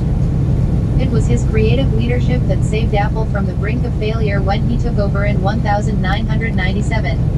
Simplifying their products and making them part of our everyday experience, Apple is now worth over $700 billion. Optimistic. A leader's task is to lift people up when they are down and to lift them even higher when they are already up. To do this, great leaders are incessantly positive. One cannot give what one does not have himself. And as a result of their perpetual optimism, they are able to take great risks and inspire others to do so, which is the only route to great accomplishments. Humility. A humble leader is willing to learn from both those who know more and those who know less than him. Knowledge is often found in the least likely people and places. The humbler a leader is, therefore, the more he can learn. Modesty also sets great leaders apart. We prefer to be around people who make us feel great and who talk us up, not who talk down to us. That is why millions. The leader is visible, so her, a beacon of light and hope for millions of poor has gone out of our lives. Adaptable. Life is the most unpredictable entity in the universe. Capricious as the wind, who is not flexing circumstances come their way. Had Cyrus the Great not adapted his battle techniques when conquering the impenetrable fortress of Babylon, he would not have been in the history books. Commitment. To accomplish great things requires great sacrifice, and great sacrifice cannot be achieved without great commitment. Da Vinci's Mona Lisa took approximately 4 years to complete, and Thomas Edison made 1,000 unsuccessful attempts before he completed the light bulb. If creating works of genius requires unwavering commitment, so does leading the people you employ to create them. Resilience. If palaces were a testament of what persistence can accomplish, achievements are in proportion to his tenacity. That is why the winner in any battle is never the smartest, but the last one standing. Wisdom. Wisdom is the right application of knowledge. The greater the wisdom a leader possesses, therefore, the more he can accomplish. Insight enables a leader to see what others cannot, which enables him to achieve what others cannot. It also enables a leader to deal shrewdly with his opponents and wisely with his allies. Where intelligence doubles a leader's value, wisdom triples it. King Solomon is the greatest example of this. Though he ruled over a small country surrounded by hostile kingdoms, through sagacity, he managed to outwit every ruler competing with him and ended up ruling a territory far larger than any of his predecessors. Generosity. Extraordinary leaders are generous with their time, money, knowledge, and talents. It is not what one receives that makes him great, but what one gives. And giving is receiving inside out, so the more a leader gives, the more he receives, and the more he stands out. Inspiring. Mahatma Gandhi, Abraham Lincoln, and Oprah Winfrey all spent a significant portion of their lives inspiring people. Life is difficult for all, no one is spared from adversity, sorrow, and hardship. That is why multitudes are drawn to great leaders, they lift people up. It goes without saying, the more people a leader inspires, the more people are willing to follow him. When you lift someone up, you don't need a gun or a sword to get them to follow you, he does so willingly. Evidence of this is Jesus. Without money, soldiers, or weapons, he managed to inspire his generation so much that thousands of years later, Napoleon Bonaparte said of him, "I know men, and I tell you that Jesus Christ is no mere man." Between him and every other person in the world, there is no possible term of comparison. Alexander, Caesar, Charlemagne, and I have founded empires. But on what did we rest the creation of our genius? Upon force. Jesus Christ founded his empire upon love, and at this hour, millions of men would die for him. Accountability. When things go right, a leader is praised, but when they go wrong, a leader is criticized. Leaders who stand out share praise but take the blame. One who holds others responsible for his failures can never improve, and one who cannot improve can never lead, for how can one better others if one cannot better himself? And, the greater a leader's accountability, the greater his nobility. Instinctive. Instinct is the gut feeling you have about something or someone for which you have no rational explanation. In any discipline, intuition is what separates those who succeed from those who fail. People who rise to the top are not always the smartest, but they are the most instinctive. Two people can possess the same knowledge, but one may make a different decision based solely on a hunch. Instinctively knowing when to hold, when to fold, and when to play is what separates great poker players from ordinary ones. Communication. If people don't know what you require of them, they will never fulfill your expectations. How a leader communicates to his subordinates determines how effectively they perform. Winston Churchill was said to spend 2 days practicing his speech, well aware of the power of words. Even in nature, animals would not be able to hunt together, nor would birds be able to migrate as one in perfect formation, if it weren't for communication. Excellence. The only way for a leader to stand out is to help those beneath him stand out, and the only way for a leader to do so is to practice excellence himself. In word, he must practice it, indeed, he must apply it, and in all things, he must perform it. Diligence in little things brings great rewards, diligence in big things brings extraordinary rewards. A leader's rewards are in proportion to the quality of his leadership. Charisma. Leadership is influence, therefore I just saw a sixth wheel Jeep or whatever the hell was going the other way. no one follows anyone they dislike, but people are willing to die for those they love, only to stone those they hate instead. The greater a leader's charisma, therefore, the greater the number of people he can draw, and the greater the things he can accomplish. Charisma is powerful, so powerful that men like Abraham Lincoln and Martin Luther King changed the world because of it. Spirituality. Humans are spirit beings housed in a body. If you touch their minds, they will follow you. If you touch their hearts, they will fight for you, and if you touch their souls, they will even die for you.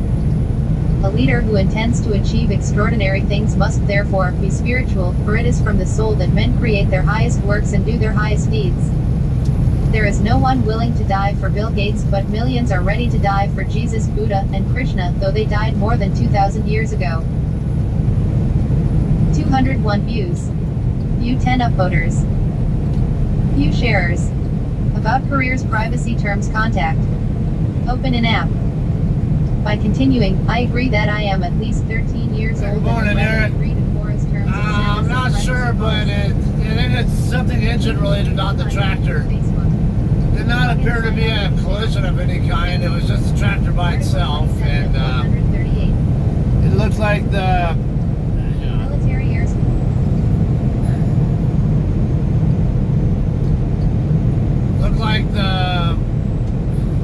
engine bay area of the tractor caught fire.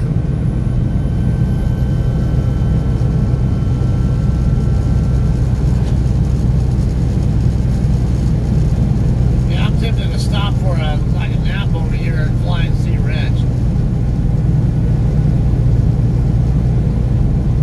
I don't want to run at least 100 more miles before I stop, but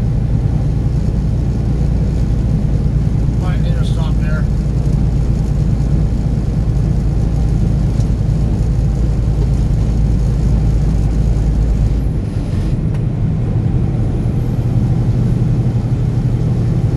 Slept like shit last night, and it's between that and the fact it's right at the same time of day where I usually do get sleepy. It's feeling like a little 30 to 60 minute nap would do me some good.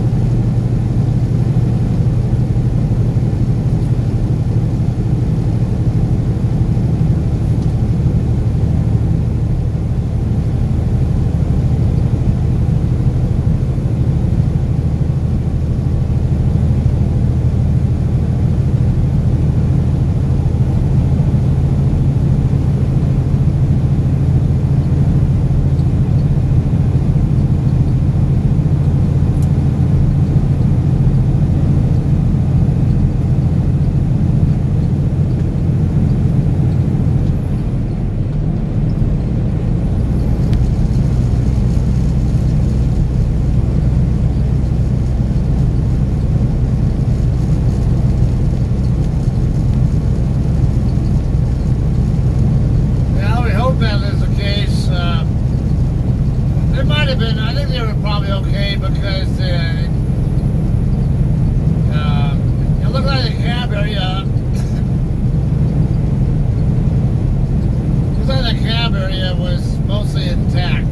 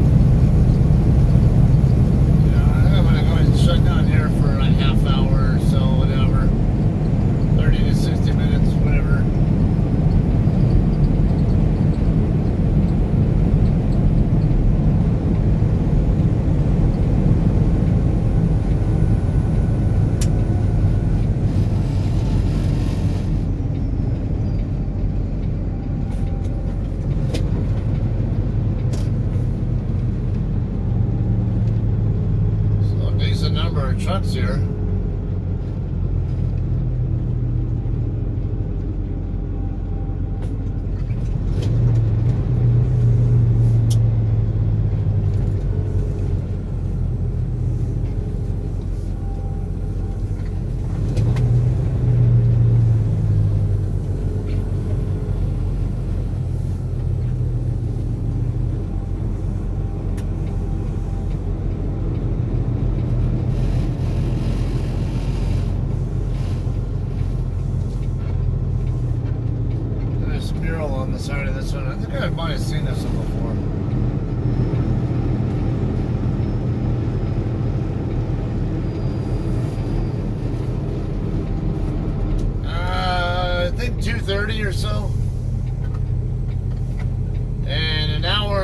5 of these this time I've been here. But since then was sitting at a dead stop for that damn truck fire.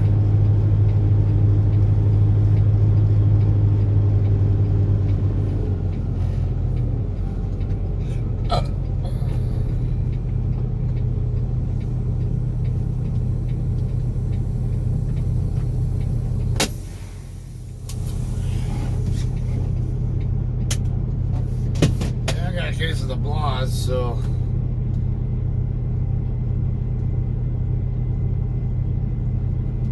I really want to get more miles than I've done so far before stopping, but I'd rather be safe.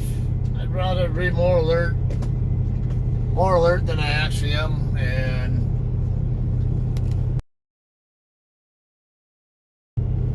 I got time to work with, so I don't want to burn it all up. But even if I get to, even if I don't get to Williams today, which I'm hoping to do, even if I get to like Flagstaff or Winslow or somewhere, I'll still be fine. I can get all the way to Barstow from there.